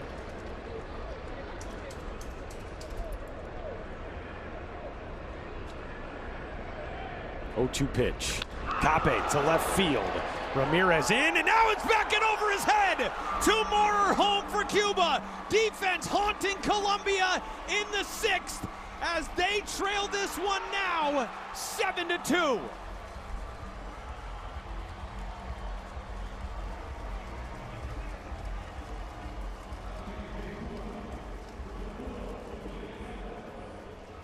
Colombia just beating themselves right now with that defense. When you don't have the kind of depth, you have to pitch well, you have to throw strikes, and you simply have to play defense and make the routine plays. And again, you talk about that wind. We saw Ramirez getting tied up on a ball from hit by Tyler O'Neill, where he misplayed that ball, the ball that bounced in front of him just a couple days ago. Excuse me, yesterday. Again, all of a sudden, man, this defense really letting down Esquerra and this Colombian team. Some breathing room for Cuba and a 5-run lead in the bottom of the 6th. Harold Ramirez, defense never the calling card. And, you know, those are those balls that are hit right at you. And, man, it is a crushing feeling right now for Colombia's fans. But a party on the other side for Cuba's contingent. The ball that's hit right at you as a corner outfielder, and even in center, those are the toughest ones to judge, and that seems to be what happened with Harold Ramirez there. But man, you maybe get one of those in an inning, but 2 big defensive mistakes in back-to-back plays. Right, and we know the struggles he's had at a high level in regards to defense, but man, that's rough. You got to make these plays. Santos goes down swinging, and that'll wrap things up. But 3 home in the inning, and Cuba is out in front by 5. This copyrighted telecast is presented by authority of World Baseball Classic Incorporated and may not be reproduced or retransmitted in any form. And the accounts and descriptions of this game may not be disseminated without express written consent. The first trip to the World Baseball Classic and some big moments for Colombia in 2017. And here today, the joy from the Cuban dugout and the dejection on the faces of Colombia's fans on the other side as it's fallen apart for their team here while we head to the 7th. 7-2 is our score. Cuba busting this thing open with 3 runs in the bottom of the 6th. A couple of crucial misplays.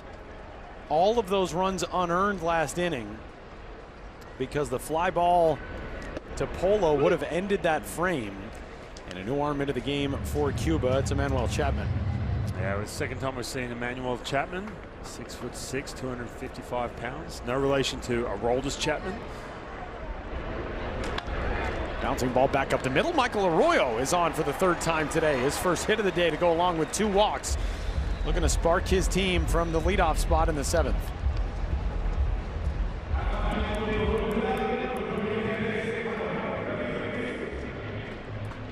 That'll bring up Harold Ramirez, who misplayed the line drive, leading to 2 more runs for Cuba. Trying to atone here on an 0-for-3 day. Yeah, as tough as this is, Tyler, I guarantee you right now Harold Ramirez is taking that defensive mishap into this at-bat. Sometimes you try and do a little bit too much. Wow, get out of the way of one going towards your head. That didn't get anything on the bat and escapes from Hernandez, so easily Arroyo able to move up. Holy cow.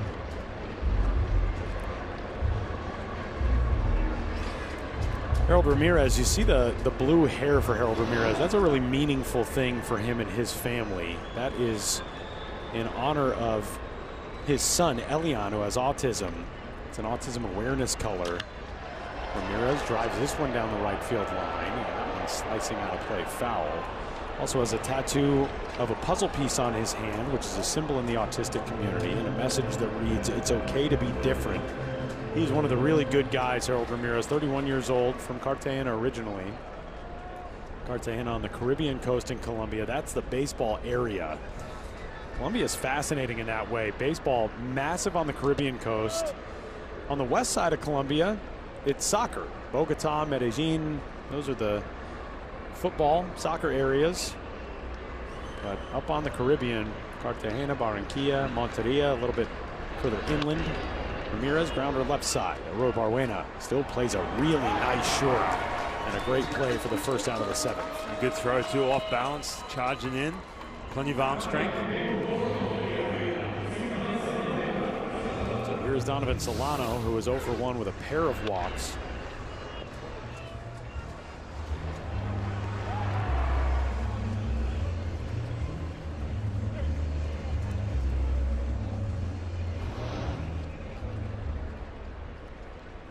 Aroa Barwena has been really fun to watch at short.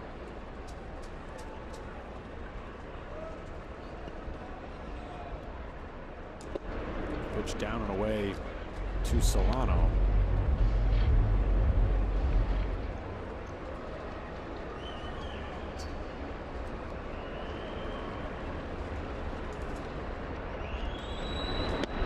Tight on Solano. Not just a difficult deficit here, but Ryan, on top of all that, a team that just has not been able to put together a big inning to this point as they continue to battle here. It's 3 balls and no strikes on Solano. And you're just looking for base runners right now if you're Colombia. You got 8 outs to work with, and you have to generate traffic and get those opportunities and hope you can deliver this time. 3-0 comes in at 96. You know, before that mishap with Polo at center field, you're in striking distance. Not to mention, too, when you had Patino, you started to go a third of an inning, give up 4 runs. And since then, you're able to hold this Cuban offense against Solano with another walk. Really patient day for Donovan Solano. That is his 6th walk of the Classic. 3 today, 3 in his team's first 2 games. And that'll bring up Jordan Diaz. Herman Mesa able to breathe a little easier in Cuba's dugout. First pitch there for a strike. We talked a little bit about some of the stuff that Mesa told us the other day, and he was explaining one of the reasons. Just look at his counterpart on the other side of the field, Jose Mosquera, and what is ahead for Colombia tomorrow with that matchup with Panama. A shot by Hernandez to keep that close. But Herman Mesa was talking about one of the reasons he loves this game so much, and he pointed at you and he said, you're a big guy, you're a tall guy. Me, I'm a small guy, but on the field we're the same because it's all about what's in your heart in this sport. This guy's showing a lot of heart today. Looking to move to 2-0 with the host team coming up tomorrow night under the lights here at historic Huron Bithorn Stadium. Ball and 2 strikes on Diaz. And he is gone swinging.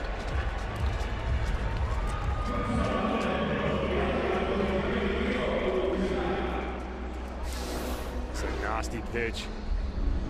I hear a little depth slider from Chapman. Good tilt, 6'6", coming straight downhill.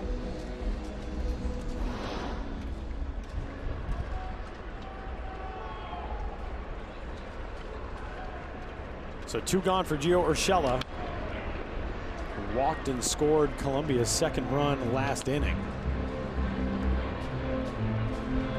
Luis Romero throwing. He's been up there for a while in Cuba's bullpen, just staying loose right now in case he is needed. But you would think Emmanuel Chapman's got a pretty long leash here with a 5-run lead.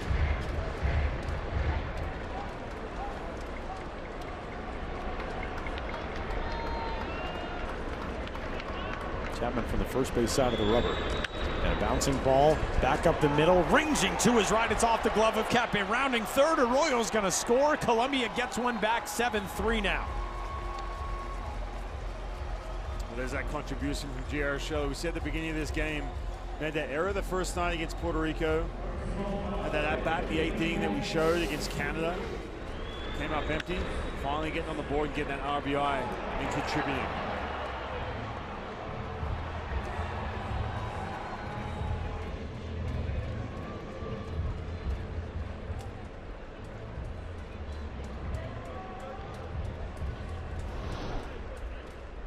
Colombia trying to keep the line moving.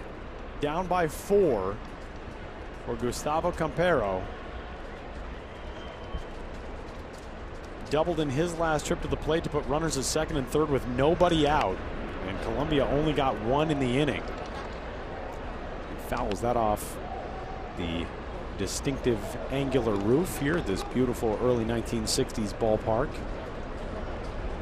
Came all the way back out off the roof to Ronald Ramirez, the third base coach.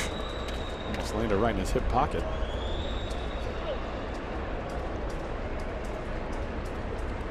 Just an absolutely perfect day for the World Baseball Classic. First and second, 2 gone. 1-1 on Campero.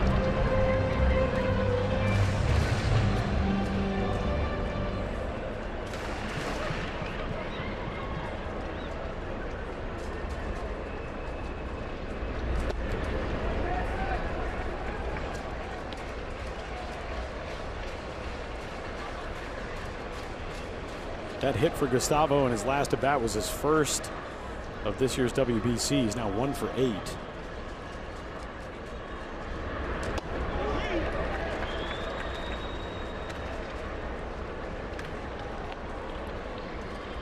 And if he reaches here, the tying run will bat in the person of, as the baseball gods so often decree, a guy who made a pretty big mistake last half inning, Tito Polo, and that's the situation right now. A big spot for Polo, you're right, Tyler. It always falls on you when you have that defensive mishap. Now all of a sudden you got a huge opportunity with 2 outs. Again, the key is here, and we've seen this a little bit from this Cuban bullpen, this middle part of this bullpen trying to bridge the gap to Raul Martinez. The command has been an issue. We saw that from Santos. We're seeing that now from Chapman. Again, it goes back to those at-bats you have. Strike 1 into Polo. That's a tough pitch down the way. Center fielder trying to atone. 0 for 2 today with a couple of strikeouts and a sac fly. And he takes it off the arm to drive in a run. And Colombia inching closer. It's now 7-4.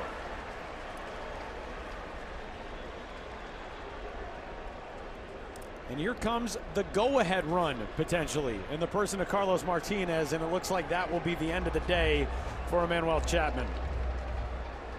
Colombia not going away. Top of the 7th. They're still threatening with the bases loaded and a new arm coming in for Cuba.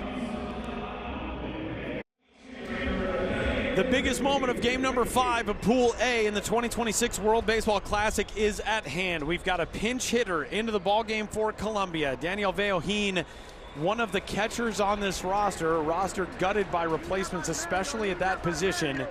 Left-handed hitter will face the right-handed hurling Luis Miguel Romero, who is onto the mound and dealing with a pitch comm issue. So momentary pauses, that gets sorted out. Veohin set to get things going for his team here.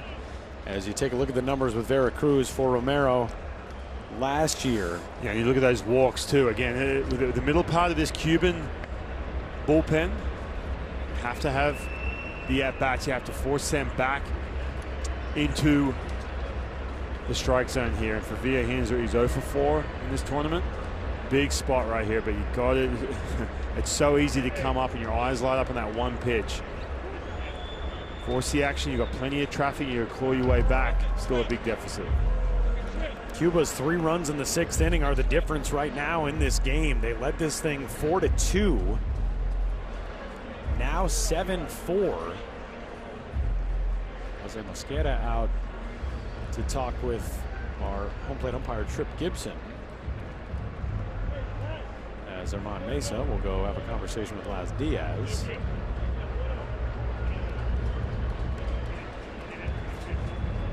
Not sure if this is to do with a mound visit. Just talking about PitchCom. Remember, hey Tyler, for a lot of these guys too, first time using PitchCom. Keep that in mind as well. Oh, we have a pitch clock violation. All right. So we will start things at 1-0. And then will Chapman open that Romero can get his team out of this jam as the go-ahead run bats in the 7th for Colombia.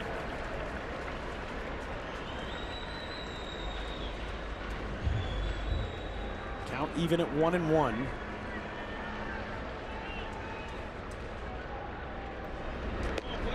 Now 2 balls and a strike.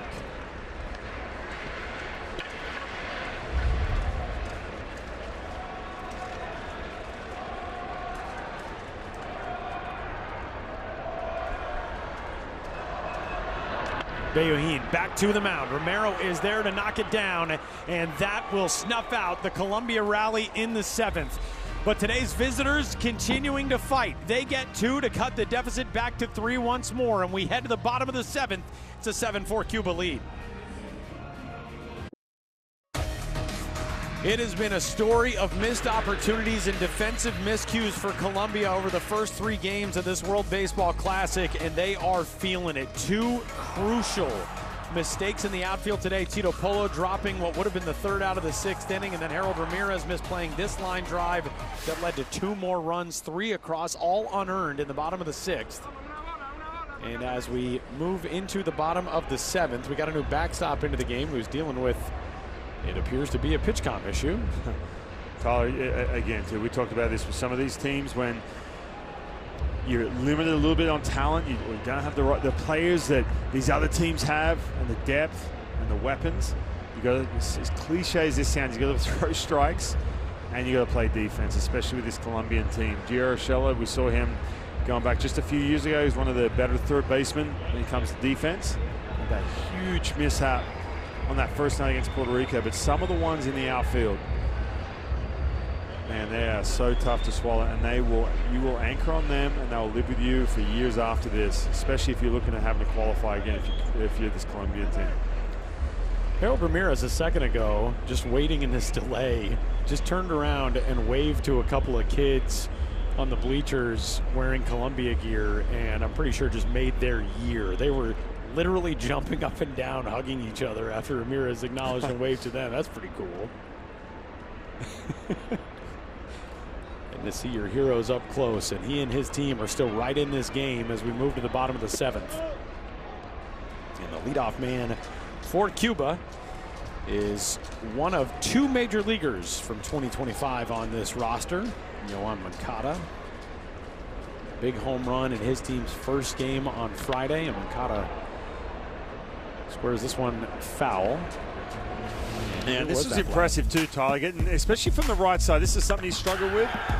Gets a pitch down, changeup. It's on that front foot, drives that ball into that wind, by the way, into left field. That's a good sign if you're an Angels fan.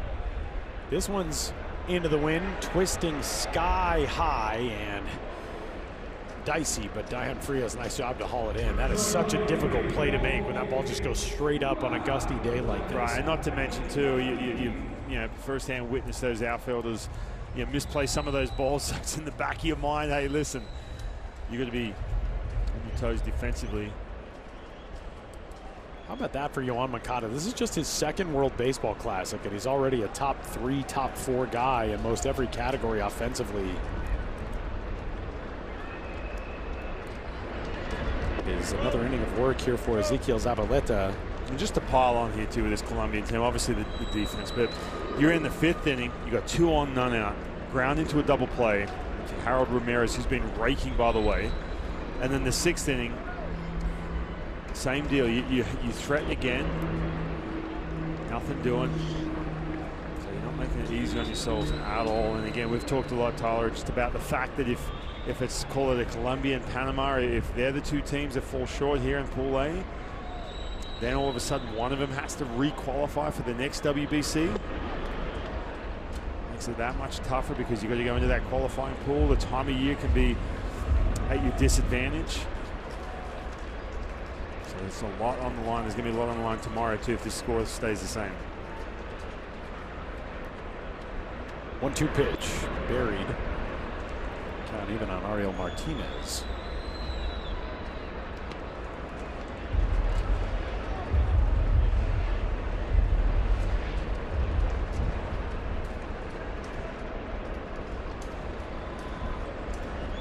Ariel Martinez, how about that award? The NPB All-Star Game Fighting Spirit Award. Talking about some of the awards that they hand out in Nippon Professional Baseball in Japan.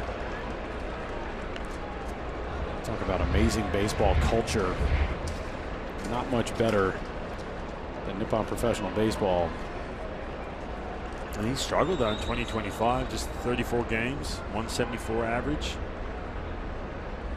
And he takes a called strike 3 here for the second out of the 7th inning. But this is the thing that set the tone today for Cuba. Yeah, this is a pitch up and away. Got into a good count, just to unleash, showing that power off. He's been such a presence in Japan the last couple of years. Off-road power is something real to right field. And here is Yoel Yanqui, a 29-year-old outfielder who came on as the pinch runner in place of Alfredo Despaigne after Despaign's leadoff single last inning and scored the first of those 3 runs in the 6th. He is from Palma Soriano and plays back at home with Santiago, as you see. Formerly a member of the Arizona Diamondbacks organization. He was a 2019 California League All-Star at the high A level.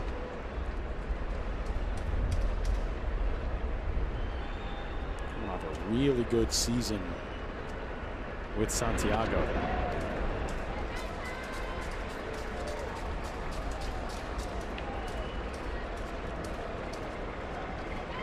There's minor league numbers from his 4 years with the D-backs and the Reds as well. He takes a 4-pitch walk from Zabaleta.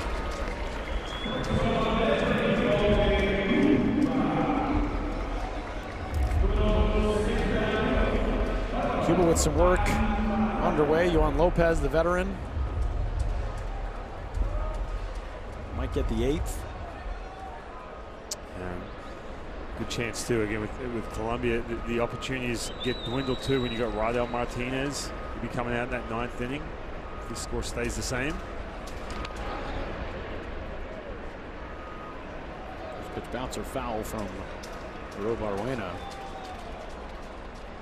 Home run for him in the 1st inning.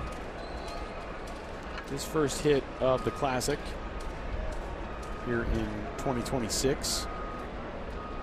See the numbers with Matanzas last season.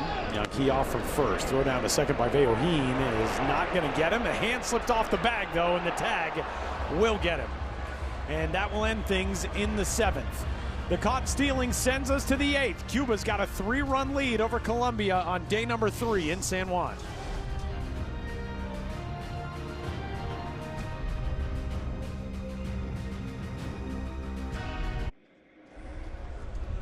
Colombia down to its final 6 outs, trying to keep its World Baseball Classic hopes alive. They are on life support right now with a 7-4 deficit as we move into the top half of the 8th inning. With a loss today, Colombia is eliminated from quarterfinal contention. With a loss tonight, Panama would be similarly eliminated. And then tomorrow's matchup in the day game between those two teams would be a game to determine who gets relegated as the last place finisher in this group. We move into the top of the 8th, and Yohan Lopez takes over on the mound for Cuba. But Ryan, there's so much more that goes into that than just, well, you finished last place in your group. You got to go back through the qualifiers, and there are things beyond that. Yeah, I mean, there's way more at stake too. You think about some of those remaining games, like, okay, we've been eliminated, let's just go and have some fun with the boys. No. Because not only do you have to go qualify, I've said this a few times as well, but you have to make sure the time of year you can get the certain guys who are available. It just depends on where you have to go in the world to go qualify. There's funding involved as well for your team, for the national program. I've had to deal with that with Team Australia. Getting things started on the right note here in the 8th, though. The 9-hole hitter, Dion Frias, who has had a terrific day, is now 2 for 3 with a walk, and he's on as a leadoff base runner. We've had plenty of offense opportunities, plenty of traffic on the bases. Leadoff hits. Just a matter of coming up with that big hit. Can they close this gap? Especially, too, you got Yohan Lopez in the 8th inning. Going to show that upper 90s fastball. Then you're going to have Raidel Martinez in the 9th, and we know how tough he is. One of the most electric arms on the planet. Pitches in Japan, one of the best closers in the MPB. So we go back to the top of the order in Michael Arroyo, but there's so much at stake as you look at Yohan Lopez's numbers from the Mexican League last year. And we talked with Jose Mosquera prior to this event about what this means for Colombian baseball. And Colombia is a fascinating country. We mentioned this earlier. Baseball is really very centrally located in the Caribbean regions of Colombia. But in the more populated areas in the western side, in Bogota and Medellin, it's not really as big of a thing at all. Bogota alone has a population of over 7.5 million. Medellin is over 2.5 million. Cali, Barranquilla, and Cartagena, 3 cities that really produce a lot of talent baseball-wise, as this one is a foul ball. That just missed the line wide there for Arroyo. Those combined are just about 4.5 million. So there's somewhat of a disconnect in between the baseball region and the media markets, the attention, all of that. And one thing that Jose Mosquera said to us was, we really hope if we have success here, we catch the eyes of financial backers, sponsors who say, oh, I want to be part of that baseball program. And that's big. If you end up back in the qualifier, you don't move that needle that way. Yeah, and look, you get on this world stage, say you upset a Puerto Rico or you upset a Cuba, whatever it may be, man, you open some serious eyes and get some serious attention. Again, man, look, I've been there before too, in Australia as well. It's for Australia, for example, they use them as an example, but for government funding for the program, if you're in that top 12, the amount goes up. Now, baseball's back in the Olympics in 2028. That helps. I know when you're talking for Australia and some of these. Arroyo lifting that one all the way to the track. Guibert, that just kept carrying on him, and a great job to stick with it. They call them those non-baseball countries, and Colombia falls into that, right? As we know, and we've heard that is very regional on this part of the country. But a lot goes into it, and that's why tomorrow, again, if this score stays the same, tomorrow is going to be a huge game for Colombia. Same goes for Panama. Those 2 teams have been in the qualifiers a lot. Panama, of course, qualified on home soil in 2022 at Rod Carew Stadium in Panama City. They did not have to go through the qualifiers this year, which was great, as Ramirez has another hit. Harold Ramirez, the hit machine in this classic for Colombia, has his 6th knock in 3 games, and it's 1st and 3rd, and the tying run will bat with 1 out here in the top of the 8th. Defensive mishap in left field, grounding into a double play in that 5th. But again, coming up big here and creating more traffic as they're down by 3. Man, that's huge. Ryan, you noted it earlier. He said it's probably a situation where you're going into the batter's box, you're thinking about the misplay that you just had in the outfield. For sure. And for Ramirez to shake that and get another hit, he is now 6 for 13 here through his team's first 3 games of the Classic.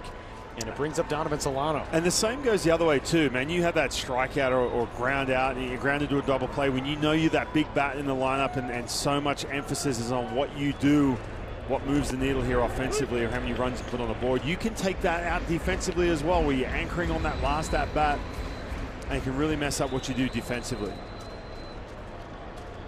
Yohan Lopez, formerly of the Arizona Diamondbacks organization, also with Atlanta, Philadelphia, Miami, and the New York Mets.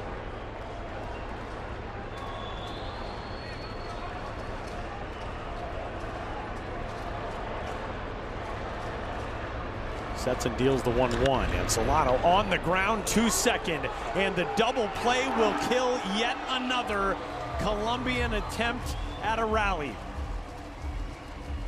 Nothing across for the visitors, who will take a 3-run deficit to the bottom of the 8th.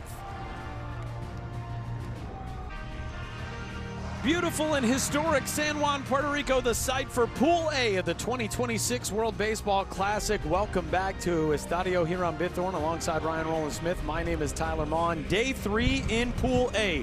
Puerto Rico sitting pretty after the walk-off win last night. 2-0, off day today for them. Canada coming up this evening against Panama, a team with its back to the wall.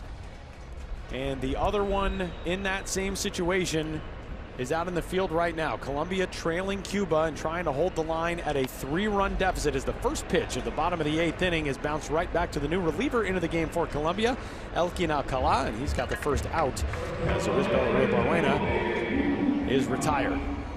There's the look at Alcala's numbers with the Pericos de Puebla last year in the Mexican League. Yeah, Alcala trying to get him back into that dugout. Then they got those 3 outs remaining, 3 runs. Man, it has been an exhausting day game here for Colombia.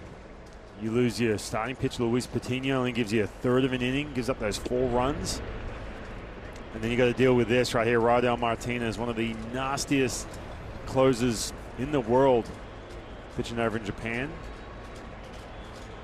Try and muster up some offense. Big hack and miss from Omar Hernandez. Ryan, I think the biggest story of this game can be told in one category. Cuba has left 3 runners on base and gone 2 for 7 with runners in scoring position. Colombia 1 for 11, and they have left 11 runners on. Right. And that's so similar to the way they started this game back on Friday night as well. Left 11 on in that game as well, the 5-0 loss to Puerto Rico. And in tournament baseball, you can't afford to have just a bad couple of days. You get Jose Quintana just for 30 pitches, that's it. You lose Julio Teheran. Whether or not he was going to perform, regardless of that, with what we're going to see, right? We talked about Julio Teheran. Was it going to be that 2016 version of him? It didn't matter. What it does is just put so much more stress on the rest of that pitching staff having to cover 9 innings. And then you have Luis Patino only going a third of an inning. So you deal with that, you deal with the defense, and they're still in striking distance, which is wild to think. Radel Martinez, one of the greatest closers in the history of Japanese baseball. Incredible work over the last couple of years with the Yomiuri Giants in Tokyo, also a member of the Chunichi Dragons. But I mean, those He's numbers, so fun to watch, man. Yeah, he really is. And staggering numbers he's put up in Japan. And with the conversation always is when you see a Cuban player, especially, you know, when they head off to Japan and have these crazy numbers. We saw that with Levan Moinelo having a sub-2 the last 2 years. Does it translate? And can it translate to Major League Baseball? And 1,000% when you watch Radel Martinez, I'd love to see at some point in his peak, his prime years, pitching in the big leagues. He also just has that aura about him as a closer. Right. You see him warming up, the physical presence, the stuff that he's got. Everything just tunnels, man. That fastball and then that split that goes with it. It is so tough to pick up. Arguably the best pitcher in baseball, not currently in the major leagues in the United States, as Yoelkis Guibert takes the first 3 out of the zone, trying to find his way on for a 3rd time today. He walked and scored in the 6th after a single back up the middle in the 4th. Takes strike 1.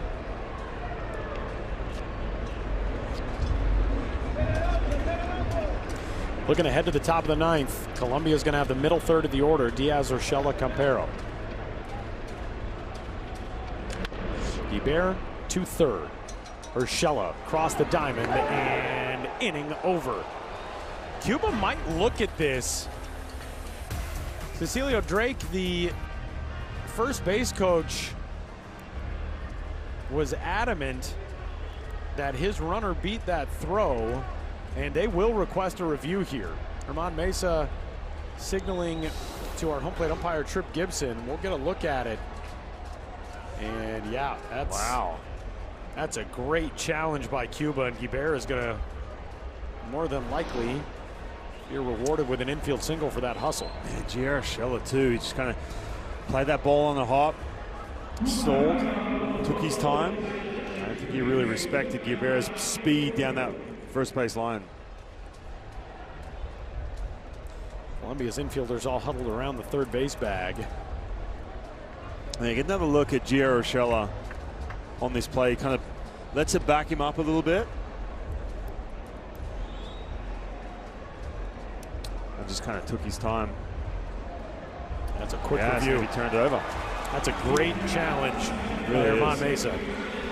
Because, I mean, even though you got the lead, Ryan, we talk every single game about how important every run is in this event.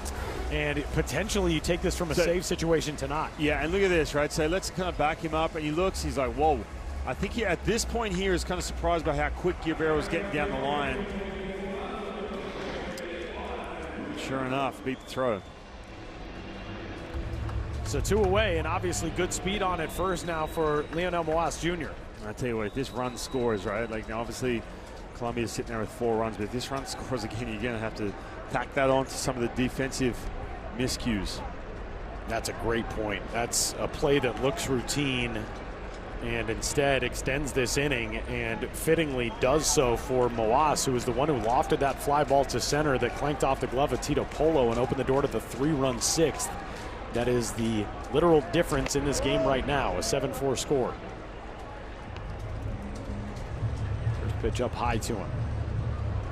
Moas has been on twice today, but he's 0 for 3. Reached on a fielder's choice in the 4th, and that error in the 6th came around to score on Yidi Kape's triple on another defensive misplay.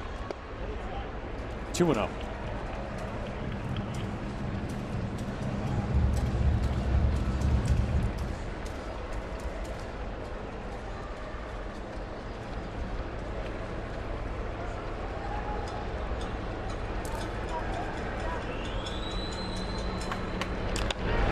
Swinging a drive, left field, maybe a game-breaking blast. No, it's off the base of the wall. Streaking into third, Guibert will hold there. A 2-out double for Moas, and here comes Cuba trying to take advantage of yet another miscue in the field for Colombia.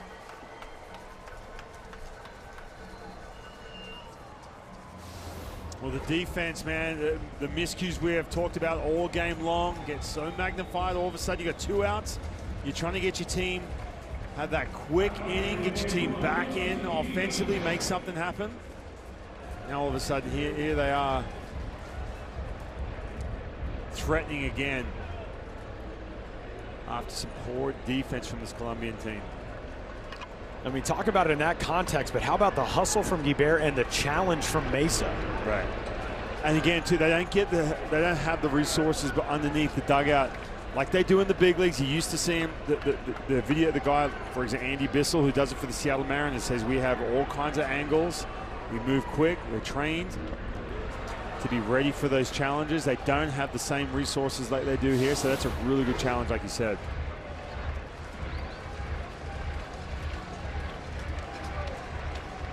And Guibert, wow. I mean, we talk about the hustle to get on, but not to get around the bases. I mean, there's 2 outs. You got to be running. Man, it should be 4-8 right now. 0-2 count on Kape. And a swing and a miss as Alcala buckles down and bails out another miscue by his defense. We will go to the 9th. Colombia on the brink, 7-4. Cuba trying to close out a day 3 win.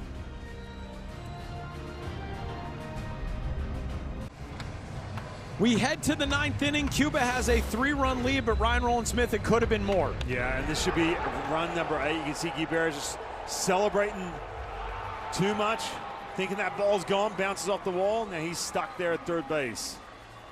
And the other part of this is, too, it could have been a situation where you don't have to use a Rodel Martinez if you're up by 4. That's a really good point, too. But I'm not complaining. I love watching this guy pitch. Staggering. Now you can see that ERA 1.1 over in the MPB, but it's not a 1-year success story. That's 8 seasons he's had a 1.62 ERA. The best, if not the best, closer in Japan. Starts Jordan Diaz with ball 1 and follows it with ball 2.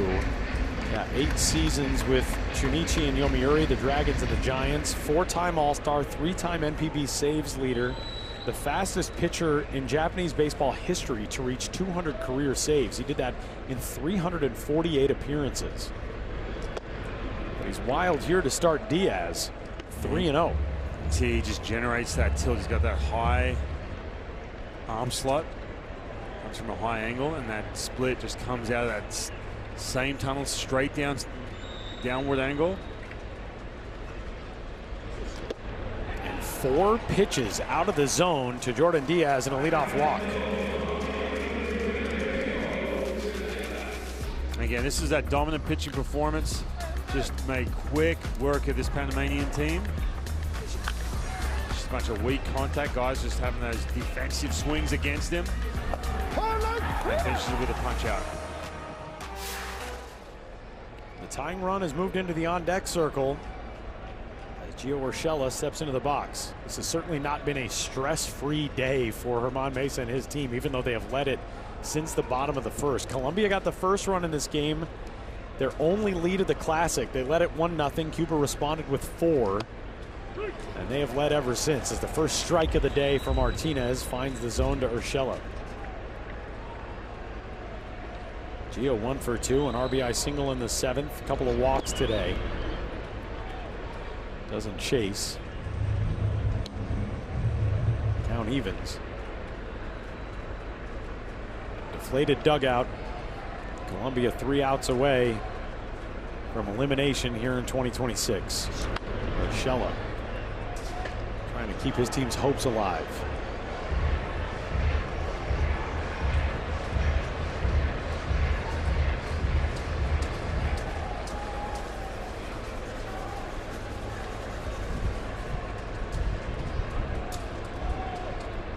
One, two. Cold strike 3.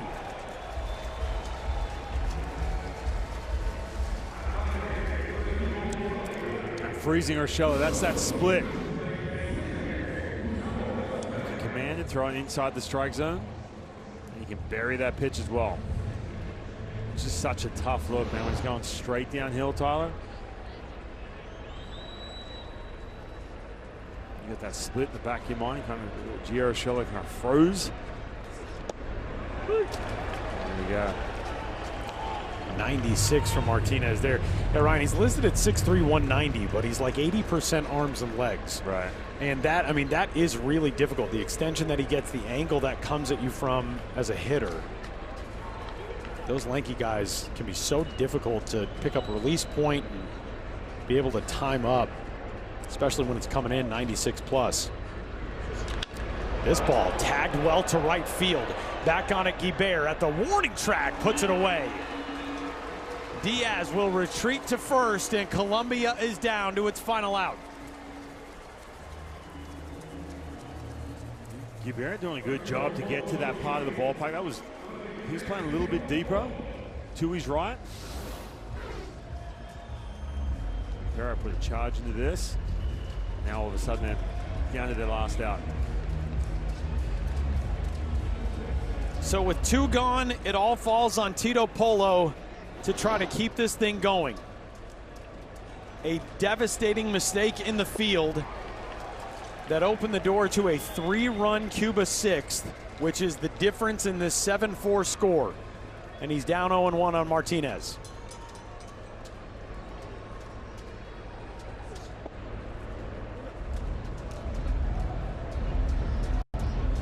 Rydell trying to keep the tying run in the on-deck circle and finish off Cuba's 2nd win.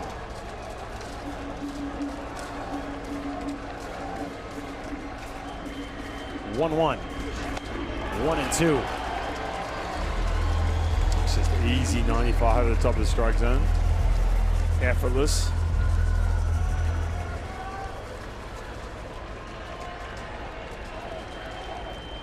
World Baseball Classic hopes riding on Tito Polo in a 1-2 count for Colombia. Martinez ready. 1-2 on the way. There it is. Cuba is 2-0 with a 7-4 win over Colombia on a Sunday afternoon in San Juan. Now, first of all, for this Cuban team. Remember, they went 0-2 to start off 2023 pool play in Taiwan. Much better start, way more dominant on both ends of the ball too. We talk about the pitching on day one. They a little shaken in those middle innings, but when you finish it off with Rodel Martinez, man, they are so dominant and obviously offensively getting things going early. But for Colombia, heartbreaking. Enough opportunity, not enough pitching. Patino only lasted the third of an inning, and just the defensive miscues made it so tough against this Cuban team. The story of this World Baseball Classic for Colombia is certainly going to be what could have been, because they have had opportunities.